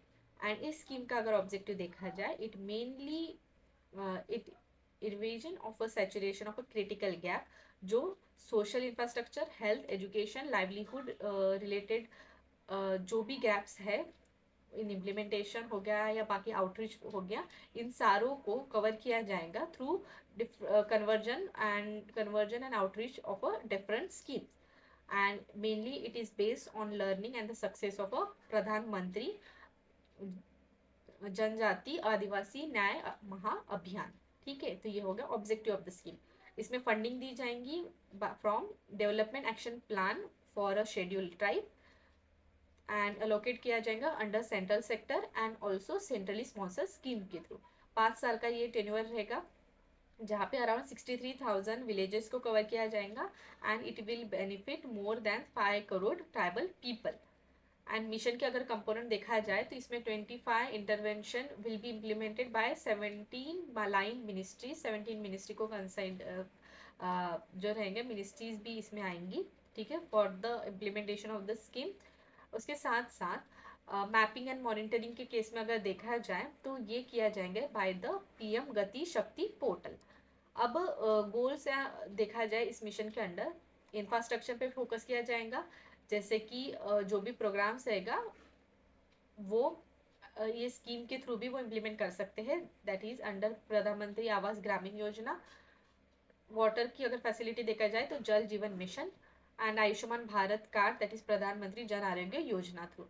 ठीक है, उसके बाद अगर देखा जाए विलेज इंफ्रास्ट्रक्चर में भारत ने दैट इज मोबिलिटी फैसिलिटी, ठीक है, मोबाइल कनेक्टिविटी अगर देखा जाए मोबिलिटी वाला कंसीडर किया जाए। उसके बाद है economic empowerment through various programme, उनमें से एक इंपॉर्टेंट हो जाता है that is skill development mission. उसके बाद है गुड एजुकेशन रिलेटेड भी जो है मेजर्स लिए जाएंगे, dignified healthy life and dignified ageing. So this are some important goals जो इस केस में कंसिडर किए जाएंगे। ठीक है, अब देखा जाए इनोवेटिव स्कीम जो आएंगी इस मेन इनिशिएटिव के अंडर, तो उनमें से एक है ट्राइबल होम स्टे स्कीम, जो मेनली डील करती है to tap the tourism potential 1000 home stay जो प्रमोट करेगी under Swadesh Darshan by the ministry of tourism. Next है sustainable livelihood forest right holder, that is FRA। इस मिशन का मेन एम है कि वो फोकस करती है on 22 lakhs FRA, that is forest right holder patta holders को एंड कन्वर्ज करती है डिफरेंट स्कीम को इसके अंडर में। ठीक है, उसके बाद है हॉस्टल फॉर फैसिलिटीज वगैरह वाली जो स्कीम है, that is PM Shri schools वगैरह भी जो है इसमें आ जाएगा इस PM JUGA दैट के अंडर में। उसके बाद है advance facilities for diagnosis of a sickle cell disease. बाद में आ गया tribal multi purpose marketing centre, जहाँ पे 100 सेंटर्स रहेंगे जो इनेबल करती है ट्राइबल प्रोड्यूस को जो है प्रॉपर राइट प्राइजेस में जो है उनको मिले उनके प्रोड्यूस का, और जो भी हार्वेस्ट लॉस होते हैं उसको भी मिनिमाइज कर पाए। सो regarding the next news that is PVTGs। तो PVTGs में क्या है, तो रिसेंटली डिस्ट्रिक्ट लेवल कमेटी ने हैबिटेट राइट दिए गए फॉर जुआन ऑफ खियोझर एंड मनकिदिया ट्राइब्स को। ठीक है, थोड़ा प्रोनाउंसिएशन गलत हो सकता है पर just bear it. And in tribe को जो है PVTGs है उड़ीसा की, उनको हैबिटेट राइट के लिए अप्रूव कर दिया है डिस्ट्रिक्ट लेवल कमेटी ने। तो देखो हैबिटेट राइट क्या होता है, तो मेनली ये जो हैबिटेट राइट है PVTGs को दिए जाते हैं under FRA, that is forest right act, जिसको scheduled tribe and other traditional forest dweller recognisation of a forest right act 2006 भी कहा जाता है। ठीक है, तो इस एक्ट के अंडर में डिफाइन किया गया है हैबिटेट को। तो हैबिटेट को क्या, habitat is nothing but the area जो मेनली कंपराइज करता है the customary habitat and other such habitat जो रिजर्व एंड प्रोटेक्टेड फॉरेस्ट में हो, जो भी ट्राइबल ग्रुप्स के होते हैं, उन सारे हैबिटेट को कंसिडर किया जाता है। ठीक है, तो हैबिटेट राइट जो होती हैं ये हमने देख लिया। अब देखते हैं ट्राइब जो जिनको हैबिटेट राइट जो है मिला है। तो उड़ीसा की 7 ट्राइब्स है। ठीक है, ये है वो ट्राइब्स। उसके बाद मध्य प्रदेश से Chhattisgarh and Maharashtra. So this are some tribe जिनको हैबिटेट राइट मिला है अंडर FRA 2006। और पीवीटीजी ट्राइब के बारे में अगर देखा जाए, this are the distribution of PVTG in India. सबसे ज़्यादा जो है वो उड़ीसा में है। और देखो ये ना सबसे इम्पोर्टेंट है कि कौन सी ट्राइब कौन से स्टेट में जो है मिलती है। सो ये एक बार देख लेना। एंड जो भी एंथ्रो ऑप्शनल के होंगे, एंथ्रोपोलॉजी ऑप्शनल के जो भी बच्चे होंगे उनको ये सारा तो पहले से पता होगा, पर जो डिफरेंट ऑप्शनल के होंगे उनको थोड़ा एफर्ट लगा के ये तो पढ़ना पड़ेगा कि मेन जो पीवीटीजीज ट्राइब्स हैं वो कौन से स्टेट में कौन सी ट्राइब मिलती है।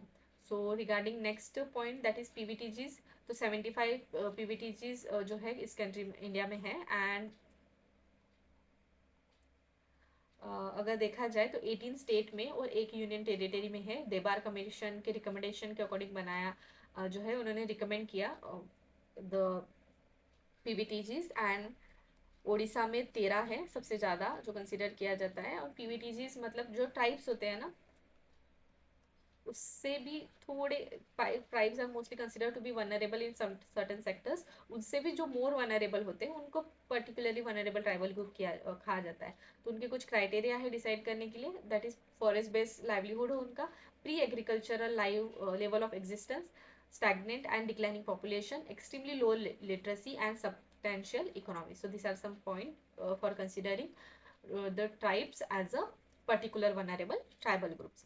So development of a particular tribal groups related अगर स्कीम देखी जाए तो, सॉरी ये स्कीम का ही नाम है, development of a particular vulnerable tribal group scheme.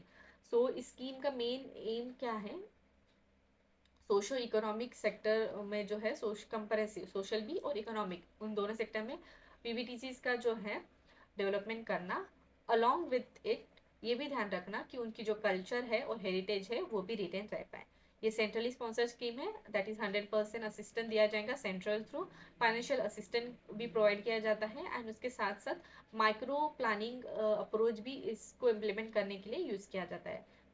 अब देखा जाए next news that is D notified tribe. अभी हमने देख लिया पीवीटीज के बारे में पढ़ लिया, अब देखते हैं डी नोटिफाइड ट्राइब। तो रिसेंटली क्या हुआ है, सुप्रीम कोर्ट ने इन सुकन्या संत वर्सेस यूनियन ऑफ इंडिया के केस में कुछ प्रोविजन को जो प्रिजन मैनुअल में प्रेजेंट है which is mainly related to the job assign किए जाते हैं प्रिजन में on the basis of caste को, कुछ स्टेट के प्रिजन मैनुअल में उसको स्टक डाउन किया है।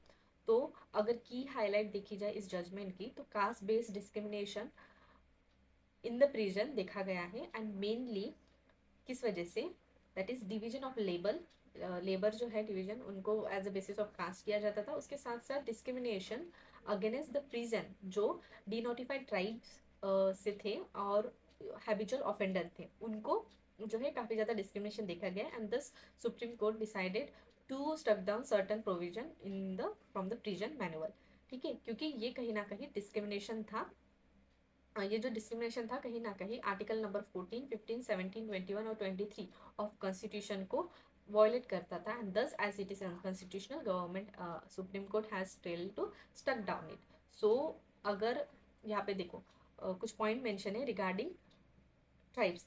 सबसे पहला है nomadic and semi nomadic tribe. तो ये जो ट्राइब्स है they are not a denotified tribe but all denotified tribe are consider to be the nomadic tribe. देखो मैं एक बार बता देती हूँ सबसे पहले आपको डी नोटिफाइड ट्राइब। तो मोस्टली डी नोटिफाइड ट्राइब जो है वो ऐसे टाइप से जो mostly consider to be the more vulnerable and deprive community, और उनको जो है एज अ बॉर्न क्रिमिनल करके टैग भी दिया जाता था, ठीक है, वो जन्म से ही क्रिमिनल है ऐसा बोला जाता था under the criminal tribe act 1857, ठीक है, इनको बोलते हैं डी नोटिफाइड ट्राइब।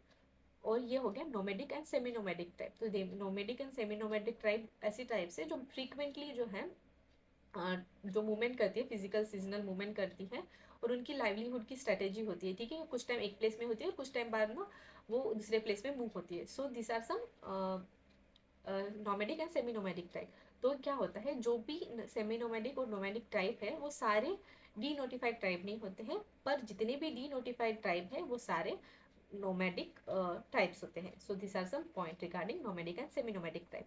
और यहाँ पे कुछ और पॉइंट दिए गए हैं। देखो मैंने जैसे अभी बोला कि क्रिमिनल ट्राइब एक्ट 1857 के अंडर में ना डी नोटिफाइड ट्राइब ऐसे ग्रुप को बॉर्न क्रिमिनल करके बोला जाता था। बाद में क्या हुआ, क्रिमिनल ट्राइब एक्ट 1871 को रिपेल कर दिया गया in 1949 and subsequently criminal tribe were denotified in 1952। और जो भी सेवरल डिनोटिफाइड ट्राइब थे they mainly belong to ST, SC and OBC community. बाद में अगर देखा जाए कुछ और प्रोविजंस, सो एज पर रेखा कमीशन 2008 में अराउंड 1500 जो थे nomadic and semi nomadic tribe है, उनमें से अगर देखा जाए 198 tribe are consider to be the denotified tribe. और अगस्त 31 को विमुक्त जाति दिवस सेलिब्रेट किया जाता है। हैबिचुअल ऑफेंडर, ठीक है, नाम से समझ में आता है कि they are the people mainly who has been convicted of multiple offence and they are consider to be the danger to the society.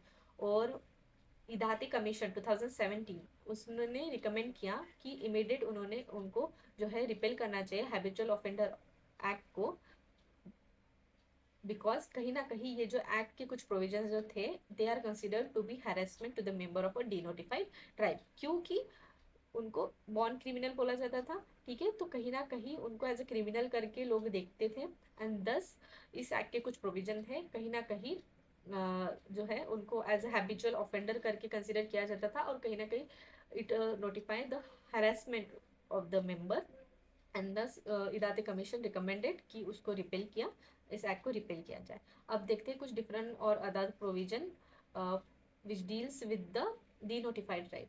तो national commission for denotified nomadic and semi nomadic type का formation हुआ। Doctor Ambedkar pre matric and post matric scholarship for the denotified tribe group. Nanaji Deshmukh scheme जो है for of the construction of hostel for the boys and girls of denotified tribe. Then seed करके एक scheme थी, that is scheme for economic empowerment of a denotified tribe and development welfare board भी setup कर दिया गया for this tribe. So these are some other steps taken by the government. अब जाते हैं नेक्स्ट न्यूज़ की तरफ, ठीक है। अब ये है related to the education, education that is early childhood care and education. उसमें अगर देखा जाए तो women ministry of women and child development उन्होंने लॉन्च किया आधारशिला, दैट इज ये जो है एक नेशनल करिकुलम है for the early childhood care and education, that is जो चिल्ड्रन 3 से 6 साल के बीच में हो। अगर इसके बारे में अगर देखा जाए आधारशिला, अगर उसको इंग्लिश में देखा जाए what does it mean, it is nothing but the foundational stone. Mainly यहाँ पे क्या रहेगा, 48 वीक का करिकुलम रहेगा 3 से 6 साल के बच्चों तक इन आंगनवाड़ी। तो करिकुलम में वीकली कैलेंडर रहेगा 4 वीक ऑफ इनिशिएशन का, जहाँ पे मेनली क्या किया जाएगा, ये एकेडमिक एक्टिविटी जो हेल्प करेगी चिल्ड्रंस को transition from home to the anganwadi centres. Second है 36 वीक का जो रहेगा time will be consider to be the time जो मेनली इंक्लूड करेगा exploring free play and conversation creational activities वगैरह वगैरह, ठीक है, स्टोरी टेलिंग हो गया, सिंगिंग द रिदम, राइम्स वगैरह वगैरह, ये सारा इंक्लूड होगा 36 वीक्स वाला टाइम पीरियड में। देन लास्ट वीक रहेगा जहाँ पे रिकैप किया जाएगा, रीइंफोर्स किया जाएगा लर्निंग को। So this is the 48 week curriculum under the Aadharshila. अब कुछ की फीचर्स देखे जाए तो इससे क्या होगा, जो कंसेप्ट है पंचकोशा, ठीक है, ये कहीं ना कहीं इम्प्लीमेंट होगा, that is physical development, development of life energy, emotional mental development, intellectual and spiritual development, इन सारों को कंसिडर किया जाएगा। उसके साथ साथ teaching learning and literacy in the early years, ठीक है, क्योंकि यहाँ पे कैसा हो रहा है, बच्चों के पढ़ाई से लेके उनका रिवीजन, दैट इज रीकैप, वो सारा कंसिडर किया जा रहा है। एंड दस हम बोल सकते हैं कि अर्ली ईयर में ही टीचिंग लैंग्वेज और लिटरेसी जो है थ्रू वेरियस एक्टिविटीज उसको पे फोकस किया जा रहा है। उसके बाद है positive learning habitat, play as a learning, ठीक है, ये सारा जो है इंक्लूडेड किया गया है। दिव्यांग इंक्लूजन भी किया गया है, दिव्यांग लोगों की स्टूडेंट्स का भी इंक्लूजन किया गया है under this new initiative of a government. अब देखा जाए अर्ली जो है स्टूडेंट अर्ली एजुकेशन रिलेटेड क्या प्रोविजन दी गई है। सो इसमें क्या होता है, एक बात याद रखना कि 85% ऑफ ब्रेन डेवलपमेंट जो है before the age of 6 year हो जाती है। दैट्स वाई अर्ली जो एजुकेशन के जो फीचर्स हैं वो इम्पोर्टेंट हो जाते हैं, thus this initiative become so important. कुछ लीगल फ्रेमवर्क अगर देखा जाए तो article 45 right to education act 2009 जो मेनली डील्स करता है, ठीक है, गवर्नमेंट को नेसेसरी अरेंजमेंट करनी चाहिए प्री स्कूल एजुकेशन के लिए। नेशनल एजुकेशन पॉलिसी भी है जो 2020 में लाई गई थी, जो मेनली रिकमेंड करती है early childhood care and education related framework को भी फोकस करते हुए। So this are some term provision. और national curriculum framework for foundational stage, this is also one of the provision which deals with the early education. अब national level में कुछ other initiative अगर देखा जाए, मिशन शक्ति पालन एंड पीएम मातृ Vandana Yojana, Saksham Anganwadi and Poshan scheme, integrated child development scheme. उसके बाद एक global partnership strategy of for the early childhood जो यूनेस्को थ्रू लाया गया है। उसके बाद एक और है, it is convention on right of children and education for all. So this are some initiative, इन दोनों की भी जो है सिग्नेटरी इंडिया है इन दोनों की। एंड दस वी कैन से दैट काफ़ी ज़्यादा इनिशिएटिव लिए गए हैं for the early education, early child education. अब नेक्स्ट है Navchetana, that is national framework for early childhood stimulation. So इसको रिलीज कर दिया गया है by the ministry of women and child development for the child from birth to 3 year. तो इसका main objective है कि it mainly empowers care giver and Anganwadi workers कि वो हेल्प करे for the holistic early stimulation through the responsive caregiving and opportunities for early learning for a optimal development of children. So this is the objective of the initiative. अब इसमें और एक point है that ये document जो है mainly इम्फसाइज करती है 2 of the 5 component of nourishing care framework, जो है रिस्पॉन्सिव केयर गिविंग और creating opportunity for early learning. And nourishing care framework जो है फॉर अर्ली चाइल्डहुड डेवलपमेंट वो लाया गया था बाय WHO इन 2018। एंड ये जो है नवचेतना फ्रेमवर्क, इसमें 36 सेट्स रहेंगे ऑफ एक्टिविटीज़ जो डिफरेंट टाइप ऑफ सेक्टर्स को कवर करेंगे, जैसे कॉग्निटिव डेवलपमेंट हो गया, इमोशनल एंड सोशल डेवलपमेंट हो गया, फिजिकल डेवलपमेंट, इस तरीके से 0 to 36 for the holistic child की डेवलपमेंट के लिए यूज़ किया जाएगा, ठीक है। उसके बाद है अर्ली चाइल्डहुड स्टिमुलेशन के बारे में अगर देखा जाए तो फ्रेमवर्क ऑफ स्टिमुलेशन 0 to 3 साल के बच्चे तक, जो मेनली हेल्प करेगा to fulfil the gap in implementing the child care and stimulation until the first 3 year of its growth। बस इसमें अभी higher education related next news है।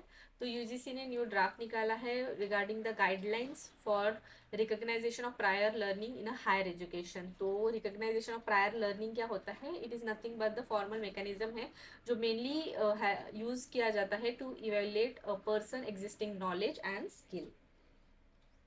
और अगर नेक्स्ट न्यूज़ अगर देखी जाए, तो नेक्स्ट पॉइंट अगर देखा जाए तो स्टेटस क्या है हायर एजुकेशन इन इंडिया का। तो ग्रॉस एनरोलमेंट रेशियो देखा जाए हायर एजुकेशन का, तो वो है it has been increase to 28.4 2021-2022 में, जो 23.7 था 2014-15 के टाइम में। फीमेल का भी जो ग्रॉस एनरोलमेंट रेशियो है, it has also been increase.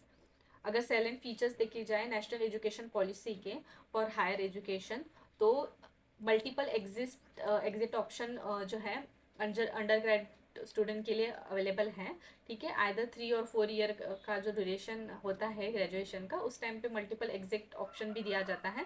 उसके साथ साथ academic credit, academic bank of credit, it is nothing but a digital score रहेगा। एकेडमिक क्रेडिट दिया जाएगा जो अर्न किया जाएगा from various institution from where they use to study. तो ये हो गया पॉइंट। उसके बाद है internalisation of education, that is it is nothing but, इसमें क्या हो जाता है, इंस्टीट्यूशन कोलैबोरेट करेगा एंड अलाउ करेगा टॉप वर्ल्ड के यूनिवर्सिटी को to open there campuses in India. कुछ ऑर्गेनाइजेशन फ्रेमवर्क्स भी हैं, जैसे कि national research foundation, it mainly act as a catalyst बोल सकते हैं to expand research and innovation in India. And national educational technological forum का भी इस्टेब्लिशमेंट किया गया है। ठीक है, so this are some initiative under the national education policy. उसके साथ साथ यहाँ पे भी उन्होंने बस स्टैट मेंशन किया है, so you can have a glimpse on it. बाकी उतना इम्पोर्टेंस में नहीं दिया है, बस एक बार पढ़ लेना। अब कुछ और देखते हैं, दैट इज नेक्स्ट न्यूज़ को कवर करते हैं, दैट इज अनुसंधान नेशनल रिसर्च फाउंडेशन। तो इसमें क्या हुआ है, रिसेंटली इसकी फर्स्ट मीटिंग हुई है, इसकी गवर्निंग बोर्ड की फर्स्ट मीटिंग में प्राइम मिनिस्टर ने हेड किया है, चेयर किया है। तो इसमें क्या हुआ, उन्होंने कुछ इनिशिएटिव्स लॉन्च किए। उसके पहले हम देखते हैं कि अनुसंधान नेशनल रिसर्च फाउंडेशन क्या होता है। तो इसका फॉर्मेशन हुआ था या इसका एस्टेब्लिशमेंट हुआ था अंडर द अनुसंधान नेशनल रिसर्च फाउंडेशन एक्ट 2023 में, and it is nothing but the east while science and research board which is subsumed in this foundation, that is अनुसंधान नेशनल रिसर्च फाउंडेशन। इसका मेन एम है कि जो research and innovation है उस culture को जो है फोस्टर करे, ग्रो करे, एंड जो भी रिकमेंडेशन नेशनल एजुकेशन पॉलिसी ने दिए हैं उसके ही जो है कॉग्निजेंस में वो चले। ठीक है, रिसर्च एंड इनोवेशन पे फोकस करते हुए। उसके साथ साथ जो है कुछ फंड को भी मोबिलाइज किया गया है, दैट इज 14 जो है 14,000 करोड़ जो रहेगा सेंटर थ्रू रहेगा, और रेस्ट ऑफ द रहेगा प्राइवेट सेक्टर थ्रू रहेगा। दैट इज टोटली 50,000 करोड़ का फंड यहाँ पे मोबिलाइज किया गया है। उसके बाद अगर देखा जाए कुछ इनिशिएटिव्स भी लॉन्च किए हैं। सबसे पहला है partnership for acceleration innovation and research, that is pair, that is it is nothing but pair किया जाएगा, पेयरिंग की जाएंगी यूनिवर्सिटी को, वेयर रिसर्च जो है कम स्टेज में है with the universities, top institution जहाँ पे रिसर्च थोड़ी अच्छे खासे स्केल में है, तो इन सारी यूनिवर्सिटी को पेयर करके जाएगा, और पेयर करके यूनिवर्सिटीज़ में रिसर्च को जो है एम्फसाइज किया जाएगा। Next is a mission for advancement in a high impact area, it is nothing but यहाँ पे सपोर्ट किया जाएगा in various priority driven areas और फोकस एरियाज, जहाँ पे न्यू जो है टेक्नोलॉजीज इंक्लूड रहेंगी, जैसे कि सोलर सेल हो गया या ईवी मोबिलिटीज रिलेटेड फैसिलिटीज़ हो गए। इस तरीके से जो न्यू रहेगा हाई इम्पैक्ट फोकस एरियाज में जो है ये मिशन फोकस करेगा। उसके बाद है अनुसंधान national research foundation centre of excellence, इसको भी इस्टेब्लिश किया जाएगा। ठीक है, वर्ल्ड क्लास इंफ्रास्ट्रक्चर प्रोवाइड किया जाएगा इन सेंटर्स में। उसके बाद इसका ये देखो यहाँ पे मैंने जो ये फाउंडेशन बोला ना, इसका एडमिनिस्ट्रेटिव डिपार्टमेंट अगर देखा जाए तो वो रहेगा department of science and technology. Governing body में एक्स ऑफिशियल प्रेसिडेंट रहेगा पीएम। उसके बाद एक्स ऑफिशियल वाइस प्रेसिडेंट रहेगा union ministry of science and technology के minister and minister of education. ठीक है, उसके बाद एग्जीक्यूटिव काउंसिल में चेयर किया जाएगा by the principal scientific advisory of government of India. अब moving toward the next news, that is national institutional ranking framework 2024। तो मिनिस्ट्री ऑफ एजुकेशन ने रिलीज की है रैंकिंग ऑफ, तो इसके बारे में अगर देखा जाए इस फ्रेमवर्क के बारे में, तो 2015 को ये लॉन्च हुआ था by the minister of education. इसका ऑब्जेक्टिव है to rank the educational institution, and इसमें कुछ पैरामीटर्स दिए गए हैं। उसमें से है teaching, learning and research, resources research वाला फील्ड हो गया, ग्रेजुएशन आउटकम क्या है, आउटरीच एंड इंक्लूसिविटी कितनी है, perception related. This are some criteria जो कंसिडर किए जाते हैं इन द रैंकिंग। ये इम्प्लीमेंट किया जाता है by the national board of accreditation in collaboration with this INFLIBNET center. So इनके कोलेब्रेशन थ्रू जो है ये रैंकिंग की जाती है, इम्प्लीमेंटिंग एजेंसी है। एंड रैंकिंग अगर देखा जाए तो आईआईटी मद्रास जो है ओवरऑल कैटेगरी में टॉप में रही है। और ग्लोबल रैंकिंग भी होती है, वर्ल्ड यूनिवर्सिटी रैंकिंग जो दी जाती है by the Times higher education through. उसके बाद है इसमें ना Indian institute of science Bangalore, it has top university, Indian university जो यहाँ पे ग्लोबल यूनिवर्सिटी रैंकिंग में आई है। QS वर्ल्ड यूनिवर्सिटी रैंकिंग इनके थ्रू दी जाती है। Then next is university impact ranking by this, that is the higher Times high education, जो ये वाली देती थी ना, ये सेम ये भी वाली जो है यूनिवर्सिटी इम्पैक्ट रैंकिंग भी उनके थ्रू ये दी जाती है। So this are some global ranking. बस ये कौन सी रैंकिंग कौन दी जाती है बस इतना इंपॉर्टेंट है, बाकी इतना डिटेल जानना कौन किन से टॉप पे है उतना इंपॉर्टेंट नहीं होता है। अब बाद में देखते हैं फॉरेन यूनिवर्सिटी कैंपस। तो रिसेंटली क्या है, यूनियन गवर्नमेंट ने एक लेटर ऑफ इंटेंट को इशू किया है कि एक यूनिवर्सिटी है, ठीक है, ये वाली यूनिवर्सिटी है साउथ एम्पटन यूनिवर्सिटी ऑफ यूके, तो वो इस्टेब्लिश कर पाए उनका सेंटर इन गुरुग्राम इंडिया। तो अगर ये जो यूनिवर्सिटी है अगर इंडिया में बन जाती है तो it will be the first international university रहेगी to be set up in India under the UGC के जो न्यू रेगुलेशन है 2023 के, उसके अंडर में फर्स्ट यूनिवर्सिटी रहेंगी। ठीक है, इस अगर ये वाला जो एक्ट है UGC setting up operation of campus of foreign higher education institution in India regulation 2023, इसका मेन एम यही है कि ये फैसिलिटेट करें जो भी एंट्रीज है of a higher rank foreign institution and इन्वर्साइज करे हमारी जो नेशनल एजुकेशनल पॉलिसीज़ है उनको। ठीक है, तो ये कुछ क्राइटेरिया है कि कौन से इंस्टीट्यूशन इंडिया में इस्टेब्लिश हो सकते हैं, इंटरनेशनल इंस्टीट्यूशन इंडिया में जो है इस्टेब्लिश कर सकते हैं उनकी यूनिवर्सिटी, उनका कैंपस। अब देखते हैं हेल्थ रिलेटेड न्यूज़ है। तो नेशनल फैमिली हेल्थ सर्वे की रिपोर्ट के अकॉर्डिंग ये जो है आपको खुद से याद रखना पड़ेगा, ठीक है, यहाँ पे ऐसा कुछ डिस्कस करने लायक नहीं है। तो टोटल फर्टिलिटी रेट क्या है, ठीक है, पहले और अभी क्या हुआ है, डिक्रीज हुआ है। सो ये जो पॉइंट्स है आपको एक बार देख के खुद ही याद करने पड़ेंगे, ठीक है, ऊपर ऊपर से याद रखो कि किस में इंक्रीमेंट हुआ है और किस में डिक्रीमेंट हुआ है बस। और ये याद रखो कि ये जो कंसेप्ट है ना, जैसे कि न्यू नेटल मोर्टिलिटी रेट, तो इसकी जो डेफिनेशन है ना ये आपको याद रखना मस्ट हो जाता है, ठीक है, ये क्या होता है आपको पता रहना चाहिए। तो ये देखो, जैसे कि neonatal mortality rate, it is nothing but the number of a dead among all live birth during the first 28 days of a live birth, 1000 live birth, ठीक है, 1000 लाइव बर्थ के लाइव बर्थ के respect में जो है number of death कितने हुए हैं ड्यूरिंग द फर्स्ट 28 days, ठीक है, उसको नियो मोर्टेलिटी रेट करके कहा जाता है। उसके जैसा एक इन्फेंट मोर्टेलिटी रेट है, अंडर 5 मोर्टेलिटी रेट भी है। तो ये एक बार उनकी डेफिनेशन देख के आप उसको याद कर लेना। अब जाते हैं नेक्स्ट पॉइंट की तरफ। अब उसके बारे में देखा जाता है, that is national health account estimate.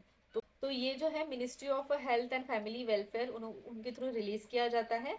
और इसका मेन जो एम है अगर देखा जाए ओवरऑल, इसमें पूरा डिटेल डिस्क्रिप्शन होता है of financial flow with in the Indian health system. इसको प्रिपेयर किया जाता है by the national health account technical secretariat through. और अगर नेक्स्ट न्यूज़ देखी जाए या नेक्स्ट पॉइंट देखा जाए, that is system of a health account 2001। तो ये क्या है, it is a global standard framework for producing the health account and facilitate comparison of estimate across various countries. ये जॉइंटली कॉपरेशन है among organization of for economic cooperation and development, that is OECD, WHO and Eurostat, इनके through जो है joint cooperation है।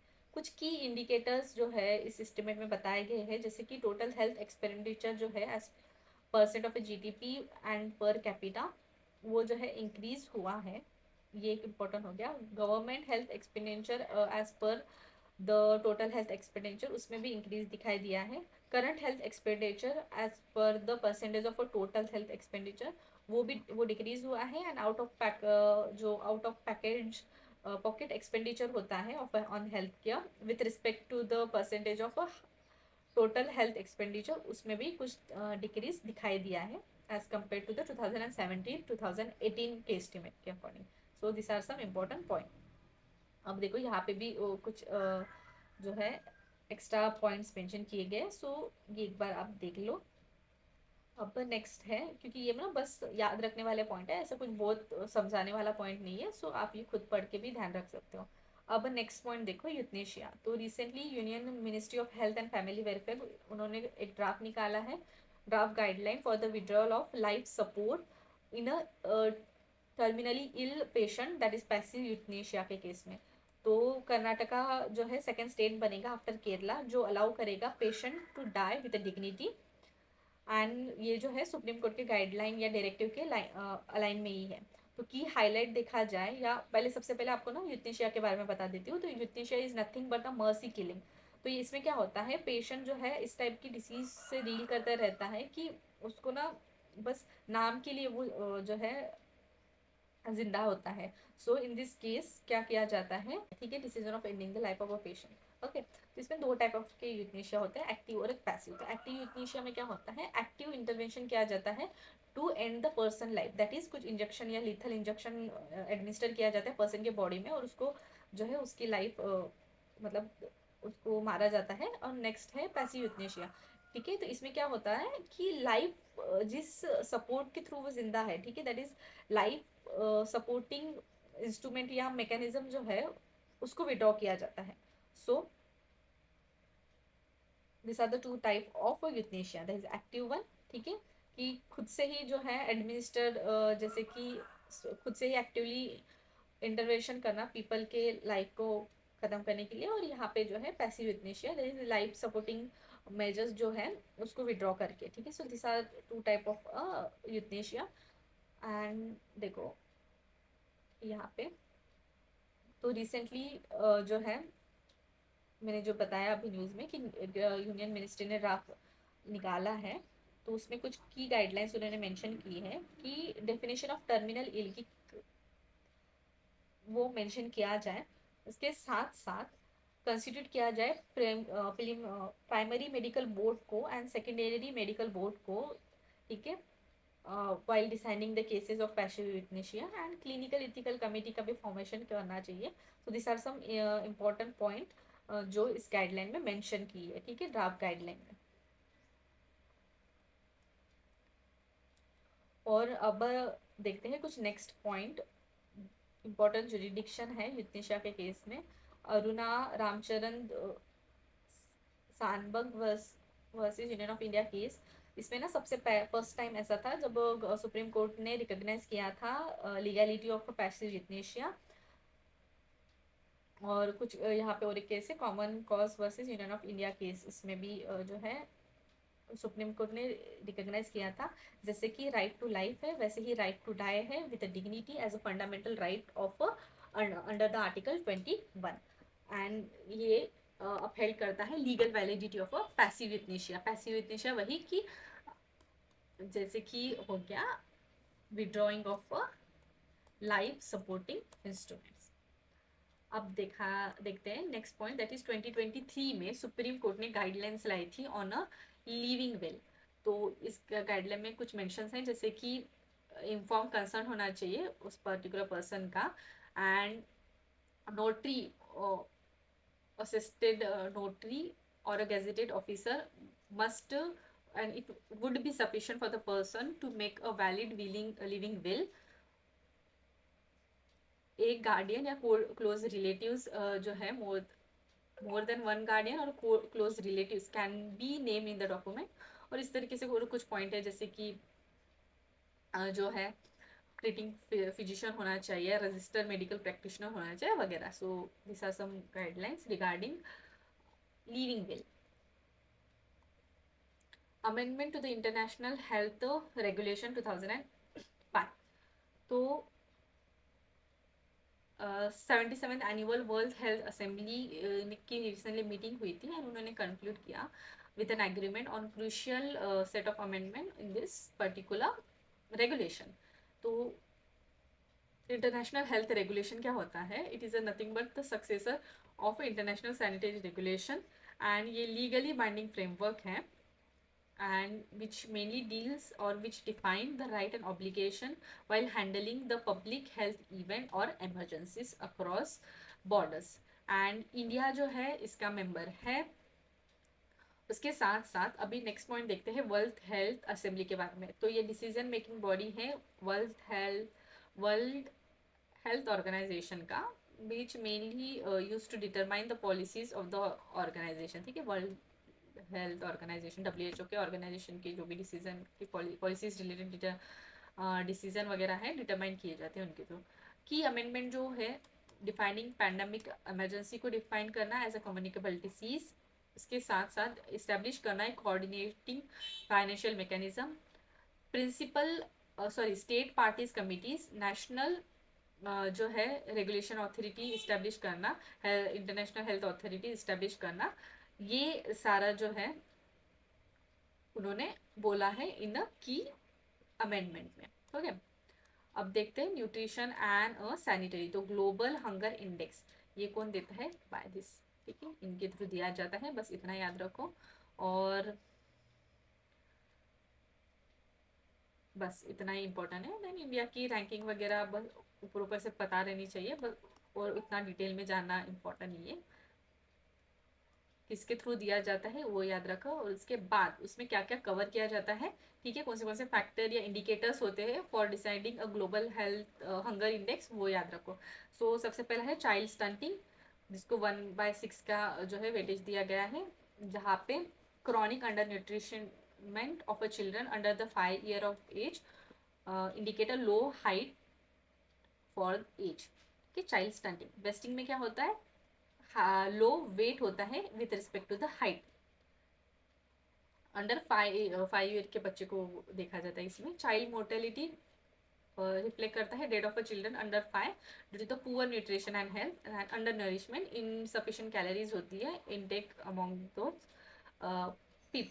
Children. So this are the 4 indicators जो global hunger index में consider किए जाते हैं, एंड इट इज इम्पोर्टेंट, आपको याद रखना इम्पोर्टेंट हो जाता है। ठीक है, अब कुछ अदर इनिशिएटिव देखा जाए फॉर टैकलिंग द हंगर। तो प्रधानमंत्री गरीब कल्याण अन्न योजना, प्रधानमंत्री मातृत्व प्रधानमंत्री मातृवंदन योजना। ओके, इसमें क्या किया जाता है? जो भी रजिस्टर्ड वुमेन है उनको 5,000 रुपए दिए जाते हैं on the birth of the first child as a wages for supporting the nutrition food. Third is a Saksham Anganwadi and Poshan 2.0. Fourth one is a National Food Security Act 2023 and Poshan Abhiyan and Eat Right Movement. So these are some initiative for tackling the hunger in India. और global level पे अगर देखा जाए what are the initiatives taken with respect to hunger. So सबसे पहला है world food program, जो mainly हम बोल सकते हैं it is a food assistant branch of a united nation. and next is the Rome Declaration on Nutrition, and third is Zero Hunger Challenge. So it is an initiative of a UN Secretary General which mainly deals with the aim for providing everyone a adequate nutrition. So these are some initiative at a global level. अब यहाँ पे और एक है global alliance against hunger and poverty. ठीक है, ये launch किया गया था by G20 leader summit in Brazil which mainly aims to eradicate hunger and poverty and also along with it reducing the inequality. So this are the important point. Alliance के 3 pillar है, national, financial and knowledge करके 3 pillar है इसमें। India is also its member. अब देखते हैं कुछ other news, that is state of food security and nutrition. तो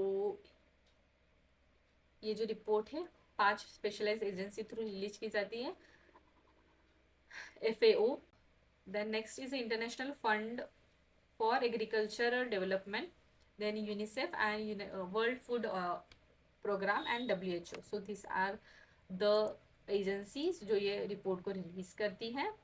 एंड इस का अगर इम्पोर्टेंट पॉइंट देखा जाए तो 1 in 11 पीपल जो है they are facing hunger globally in 2023. So these are some important points regarding this report of state of food security and nutrition in a world report. Then next point is regarding a global network against the food crisis. तो ये जो है it is launched by Global Report on Food Crisis which is produced annually by the Food Security Information Network, and इसको 2016 में launch किया गया था by the European union united nation food and agriculture organization and a world food program, और इसको launch किया गया था एट अ लोकेशन, अगर बोला जाए तो जब वर्ल्ड ह्यूमैनिटेरियन समिट हुई थी उसमें लॉन्च किया गया था। ठीक है, तो ये बस इसमें ऐसे, इसमें क्या होता है, कौन सी रिपोर्ट किसने लॉन्च की इतना याद रखना, ठीक है, बाकी रेस्ट सारे डिटेल याद करना इंपॉर्टेंट नहीं है। बाद में है फूड वेस्ट इंडेक्स, तो इसको इंडेक्स रिपोर्ट तो united nation environment program through with waste and food action program, ठीक है, इनके थ्रू जो है लॉन्च किया जाता है फूड वेस्ट इंडेक्स। तो कुछ इंडिकेटर्स अगर देखा जाए, कुछ फैक्टर्स अगर देखा जाए इसमें, तो ये ट्रैक करती है global and national generation of food and edible parts wastage at a retail and also consumer level, ठीक है, retail consumer level, that is house hold and food services level, दोनों के केस में भी जो वेस्टेज है उसको जो है ट्रैक किया जाता है। बाद में है national quality assurance standard assessment, तो ministry of health and family welfare through इसको लॉन्च किया गया है, और इस जो ये जो असेसमेंट है वो आयुष्मान आरोग्य मंदिर एंड सॉरी, इस असेसमेंट के अंदर इन्होंने आयुष्मान आरोग्य मंदिर and integrated public health laboratory को लॉन्च किया है। एंड इट ऑल्सो बोल सकते हैं it has also launch in the compliance with the Indian public health standard, ठीक है, जो मेनली डील्स करती है एक जो भी रियल टाइम मॉनिटरिंग होती है और पब्लिक हेल्थ फैसिलिटी इस सबको डील करती है। ठीक है, उसके बाद है spot food license initiative, it is nothing but the instant assurance of license and registration through the pan India IT platform, the food and food safety and compliance system। तो ये बस कुछ स्टैटिक पार्ट है, ठीक है। अब next news है that is global alliance for improved nutrition, so that is gain, and it is nothing but launch, उन्होंने टाइटल लॉन्च किया है, ठीक है, लॉन्च रिपोर्ट जिसका टाइटल है The case for investment in a nutrition food value chain and opportunity for a gender impact। So अगर GAIN के बारे में अगर पढ़ा देखा जाए तो it is a Swiss based non governmental organization, UN through launch की गई थी। It mainly help to tackle the human suffering cause by malnutrition, headquarter है जिनेवा स्विट्जरलैंड में, and it is nothing but it provide a support public private partnership through to increase the access to the missing nutrition in the diet। So this is the global alliance for improved nutrition gain। अब कुछ organisation जो news में थी उसके बारे में देखा जाए, सबसे पहले है यूएन वुमेन, इसका हेडक्वार्टर है न्यूयॉर्क यूएस में। इसको क्रिएट किया गया था यूनाइटेड नेशन जनरल असेंबली में in 2010 as a UN entity for a gender equality and empowerment for the women's. बाद में है united nation international children emergency fund UNICEF, 1946 में लॉन्च किया गया था by the UN general assembly. And UNICEF जो है it is considered to be the world largest provider of a vaccine, ठीक है, and it also runs a largest humanitarian warehouse. Okay, अब इसमें देखा जाए ये सारा जो है उनका रोल अगर देखा जाए तो it mainly deals or it support the convention related to the rights of women, rights of children, global human right treaty of a children, ठीक है, राइट्स ऑफ वुमेन ये ग्लोबल ह्यूमन राइट ट्रीटी है of a children. Then it provide और it advocate the education health and nutrition services, violence and abuse जो होता है children को उनको वहाँ से प्रोटेक्ट करना, उसके साथ साथ keep them safe from a climate change and diseases. This are some important role जो यूनिसेफ थ्रू परफॉर्म किया जाता है। It is entirely funded by voluntary contribution from government, intergovernment organization and private sectors etc। Publish करती है State for Children, World Children Child Nutrition Report। These are some report by them। UNICEF is awarded, has been awarded as a Nobel Prize for Peace। बाद में है united nation population fund, सो इसका headquarter Rome Italy, 1969 में किया गया था इसको create, and इसका पहला नाम था United nation fund for population activities, and it is nothing but the United nation sexual and reproductive health agency. इसका मेन एम है टू मीट द एंड्स, जैसे कि फैमिली प्लानिंग हो गया, प्रिवेंटेबल मैटरनल डेट्स हो गया, general base violence, harmful practices जैसे कि चाइल्ड मैरिज हो गया, फीमेल जेनिटल म्यूटेशन हो गया, इस सारे को एंड करना बाय 2030 तक, ये उसका मेन एम है। अब देखते हैं, देखो जैसे मैंने बोला maternal death, family planning, unmet family planning and gender based violence practice को जीरो करना बाय 2030।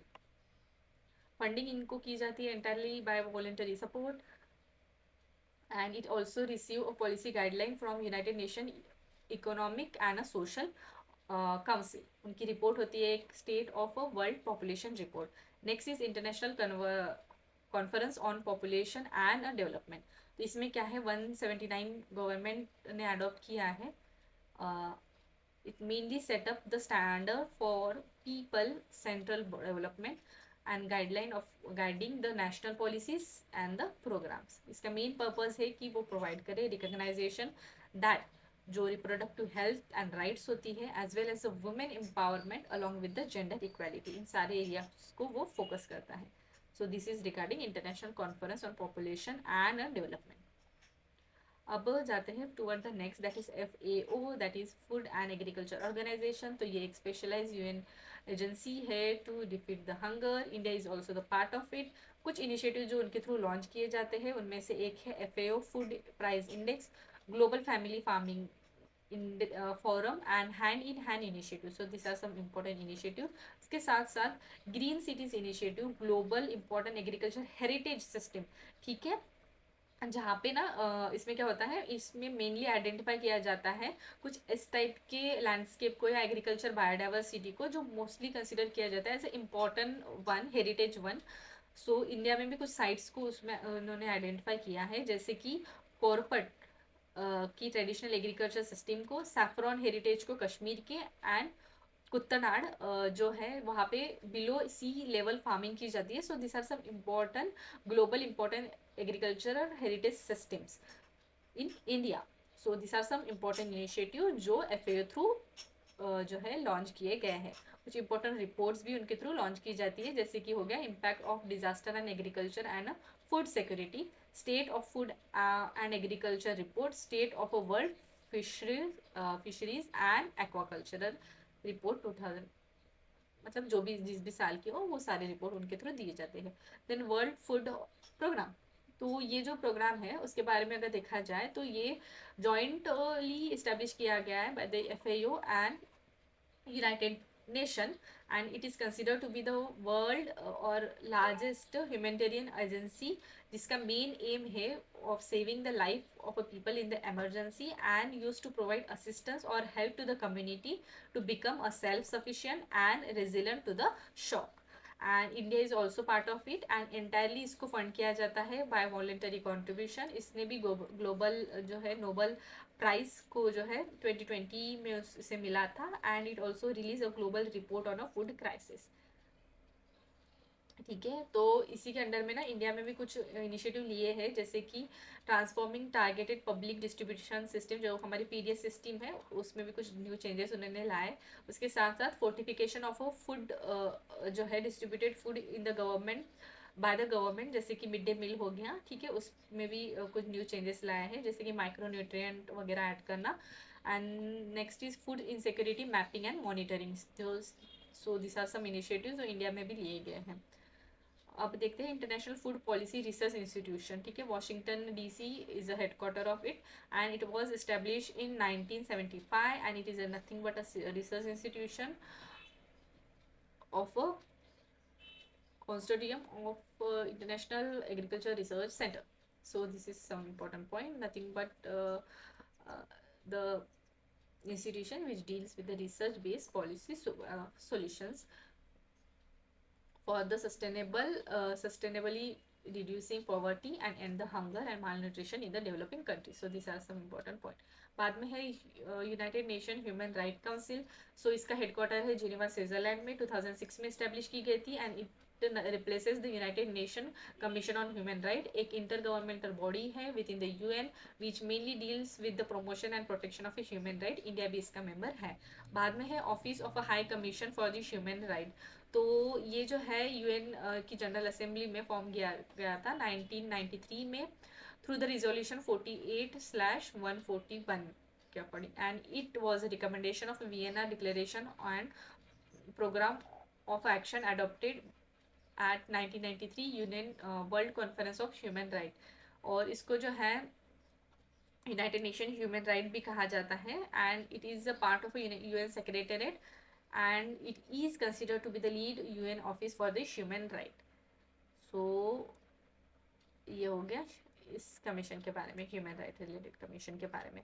अब देखते हैं next one, that is global alliance of natural human right institution. तो जिनेवा स्विट्जरलैंड में इसका हेडक्वार्टर है, and it was establish as a international coordination committee for the promotion and protection of a human right, and it is considered to be the independent और एक non profitable organization है which comprises of national human right institution all around the world. India भी इसका member है, and it mainly accredit status A status full compliance और B status that is partially compliance with the provision। ठीक है, उसमें उसके साथ साथ यहाँ पे एक मेंशन है पेरिस प्रिंसिपल। तो पेरिस प्रिंसिपल क्या है? It is nothing but the set of it is a principle which set out the internationally agreed minimum standards that national human rights institution must meet while considering its credibility and the independence. So these are some work, these are some principle जो deal करती है और some functions जो deal करती है in case of a global alliance of national human right institution। बाद में है human right committee under ICCPR। So ICCPR, that is International Convention on Civil and Political Right, और ये जो है committee it comprises of 18 independent expert, and it is a multilateral treaty जो adopt की गई थी यूनाइटेड नेशन जनरल असेंबली में, and it deals with the freedom of movement, equality before law, right of a fair trial, freedom of thoughts, जैसे जो है ना freedom of opinion वगैरह वगैरह, ये सारा इस में जो है ये डील करती है। इंडिया भी इसका मेंबर है, एंड अलॉन्ग विथ इट इसको जो है ह्यूमन राइट कमिटी को it is a part of an international bill of a human right along with the universal declaration of human right in 1948 and international covenant of economic social and cultural right। ठीक है, so this are some static part या रट्टा मारने वाले part है, इसमें कुछ ऐसा समझने लायक नहीं है। ठीक है, तो ये एक बार आप थोड़ा इंपॉर्टेंट वाला याद रख लेना। ठीक है, तो ये ह्यूमन राइट ट्रीटी है ऑफ अ यूनाइटेड नेशन। अब देखते हैं नेक्स्ट वाला, it is united nation high commission for refugees. So इसको फॉर्मली बोला जाता था known as office of high commissioner for refugees, then बाद में उसका रीनेम किया गया, and it is a global organization which mainly deals for the protection of refugees जो डिस्प्लेस हुए हैं from their place from their states या countries. अब 1951 में रेफ्यूजी कन्वेंशन आया था, एंड 1967 में प्रोटोकॉल। इस दोनों के जो है key legal document, they both are the key legal document, वो मेनली प्रोवाइड करते हैं basis of this united nation commission, हाँ united nation high commission for the refugees के वर्क्स रिलेटेड, एंड यहाँ पे डिफाइन भी किया गया है रेफ्यूजीज को। ठीक है, नोबेल प्राइज पीस अवार्ड भी ये जीत चुकी है। Then international organisation for migration, ठीक है, Geneva Switzerland headquarter. It is nothing but a leading intergovernmental organisation in the field of a migration, UN system है, इंडिया भी इसका पार्ट है। कुछ इनिशिएटिव इनके थ्रू जो लिए गए हैं, that is global compact for safe orderly and regular migration, और इनके कुछ स्ट्रैटेजी प्लान भी है। Global appeal 2025, it is nothing but an appeal of a $10 billion appeal है by this organization to implement a sustainable solution for millions of refugee and displaced person. So these are the point regarding that one. Now the United Nations Economic and Social Commission for Asia and Pacific. So Bangkok Thailand में देखो ये something different है, सबका यहाँ पे Geneva Switzerland था, पर अभी यहाँ पे डिफरेंट है हेडक्वार्टर, तो ये याद रखना। And it is established in 1947 and it is considered to be the economic commission for Asia and East Pacific, ठीक है।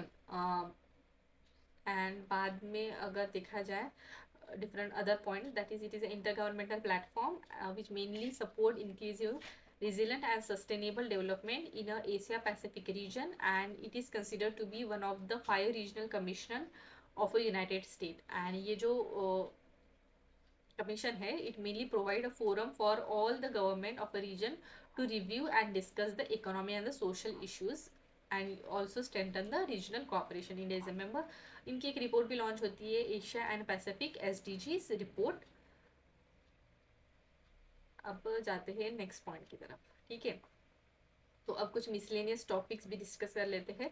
तो लिविंग रिलेशन, तो इसमें क्या है, एक इम्पॉर्टेंट हाईलाइट ये है कि इंडिया में जो है लिविंग रिलेशन को किसी भी एक्सप्लिसिट किसी भी लॉ या कस्टम थ्रू गवर्न नहीं किया जाता है, ठीक है। तो ये इम्पोर्टेंट पॉइंट हो जाता है। और अभी क्या हुआ है, हम बोल सकते हैं even though it is not explicitly mention in any explicitly govern by any law और कस्टम, बट सुप्रीम कोर्ट जो है has expanded the recognition of living relationship and establish a guideline for handling such relationship। और कुछ जो है government related कुछ initiatives है, supreme court related कुछ जजमेंट्स है रिगार्डिंग अ लिविंग रिलेशन। सो उनमें से एक सबसे इम्पोर्टेंट हो जाता है ये वाला, that is Indira Sharma versus BKV Sharma case, जहाँ पे फिर जो मतलब यहाँ पे कंसिडर किया गया है, that is mutual living relationship is not illegal if both partner are unmarried and it does not considered as a offence. सो ये वाला एक इम्पॉर्टेंट पॉइंट है regarding living relationship in India. अब जाते हैं आगे की न्यूज़ की तरफ। सो अब न्यूज़ है, एक ड्राफ्ट निकाला गया है national policy 2000 national sport policy 2024 का, ठीक है। मिनिस्ट्री ऑफ यूथ अफेयर ने उन्होंने लॉन्च किया है एंड न्यू गाइडलाइंस यहाँ पे उन्होंने कुछ मेंशन की है which consist of mainly 5 pillar, ठीक है। जहाँ पे excellence of at a global stage, sport for economic development, sport for social development along with sport as a consider as a people movement, ठीक है। एंड हार्मोनाइजिंग जो भी national sport policy है and national economic education policy, ठीक है, जहाँ पे integration of sport with education उसको भी कंसिडर किया जाएगा। So this is some 5 pillar जो उन्होंने नेशनल स्पोर्ट पॉलिसी के ड्राफ्ट में मेंशन किए हैं, ठीक है। अब देखा जाए next point, that is doping in sport. Recently क्या हुआ है, India has recorded the highest percentage of doping offences, that is 3.26%, according to 2022 testing जो की गई थी by the world anti doping agency, ठीक है। तो डोपिंग क्या किया है, it is nothing but consuming a ban और आर्टिफिशियल सब्सटेंसेस जो मेनली हेल्प करे किसी भी स्पोर्ट पर्सन को कि वो अपने कॉम्पिटिटर से एक जो है एक एक्स्ट्रा एडवांटेज गेन कर पाए, ठीक है, किसी भी आर्टिफिशियल या इनलीगल सब्सटेंस को कंज्यूम करके, ठीक है। जैसे कि यहाँ पे मेंशन किया है कुछ डोपिंग सब्सटेंसेस को यूज़ करके हम इंक्रीज कर सकते हैं oxygen in the blood stream, ठीक है। तो इस तरीके के जो एक्ट को किया कंसिडर कहा जाता है डोपिंग। अब वर्ल्ड हेल्थ और डोपिंग एजेंसी के बारे में अगर देखा जाए तो इसका हेडक्वार्टर है मोर्टेलर कनाडा में। इस्टेब्लिश किया गया था 1999 को after the international olympic committee, जिन्होंने कन्वे किया first world conference on doping in sport, ठीक है। ये इंडिपेंडेंट इंटरनेशनल एजेंसी है which compose and fund equally by the olympic movement and government of all the world. तो ये mainly doping free sport को promote करती है।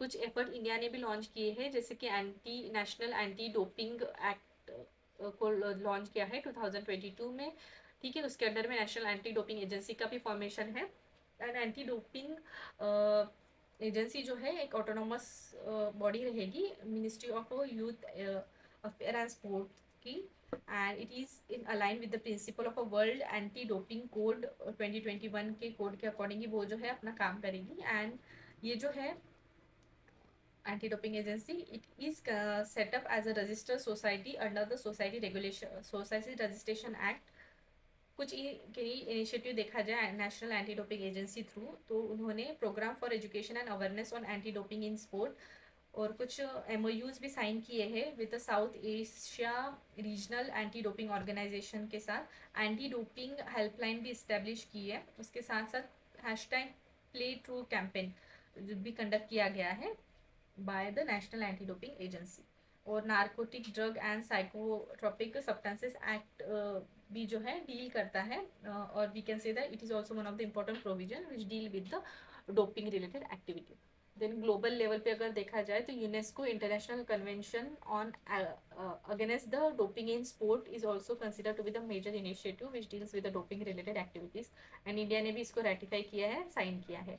और कुछ डिफरेंट और अदर न्यूज़ देखा जाए तो मल्टी लिंगुअलिज्म इन एजुकेशन, तो इसके रिलेटेड कुछ स्कीम है, ठीक है, की इनिशिएटिव है, जैसे कि अस्मिता, that is augmenting study material in Indian languages through the translation and academic writing project. So this is one of the initiative जो mainly focus करेगा high quality study material provide करना in the native languages। और ये जो रहेगा implement किया जाएगा by the university grand commission and भारतीय भाष्य समिति के। सो बहुभाषा शब्दकोश it is nothing but a comprehensive linguistic dictionary रहेगी। Then third one is a real-time translation architecture. So these are some important initiatives regarding a multilinguistic in education, multilingualism in education. Then Project Naman. So Project Naman जो है Indian army ने launch किया है, and ये क्या है, it is nothing but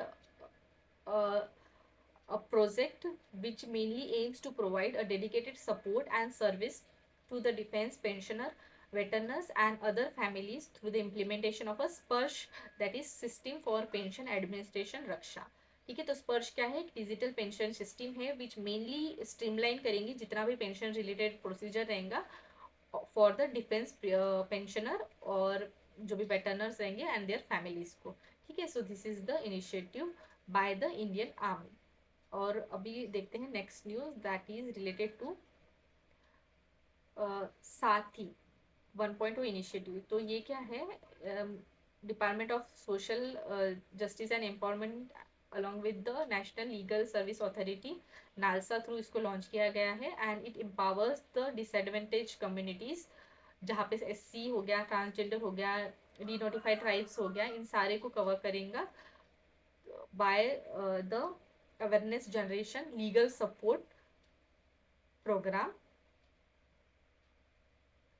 and ये जो है स्कीम ऑफर करेगी synergy between executive judiciary to give a social justice to this disadvantage communities. National medical register portal, ये पोर्टल को लॉन्च किया गया है। It is mandated under the Section 31 of National Medical Commission Act 2019, and it requires the ethic and medical registration board of National Medical Commission जो रखे electronic वे में जो data store करे, and it also links with the Aadhaar ID of the doctor, and it also aid to interlink the state medical council। so यहाँ पे ये हो गया नेशनल मेडिकल रजिस्टर के पोर्टल के बारे में। अभी नेशनल मेडिकल कमीशन के बारे में अगर देखा जाए तो ये स्टैट्यूटरी बॉडी है which mainly replace the Indian की जो पुरानी वाली मेडिकल काउंसिल ऑफ इंडिया है उसको। एंड भाई मेनली फंक्शंस क्या रहेंगे, पॉलिसी फॉर्मुलेशन करना, रेगुलेशन करना, फ्री एक्सेस जो है डिफरेंट टाइप ऑफ जो हेल्थ रिलेटेड रिक्वायरमेंट है उसके रिलेटेड जो है प्रोविजन वगैरह बनाना, ये सारा वो डील करती है। अब देखते हैं, आई थिंक सारे न्यूज़ कवर हो गए। So that's it for today's video, thanks for watching, see you soon in the next video.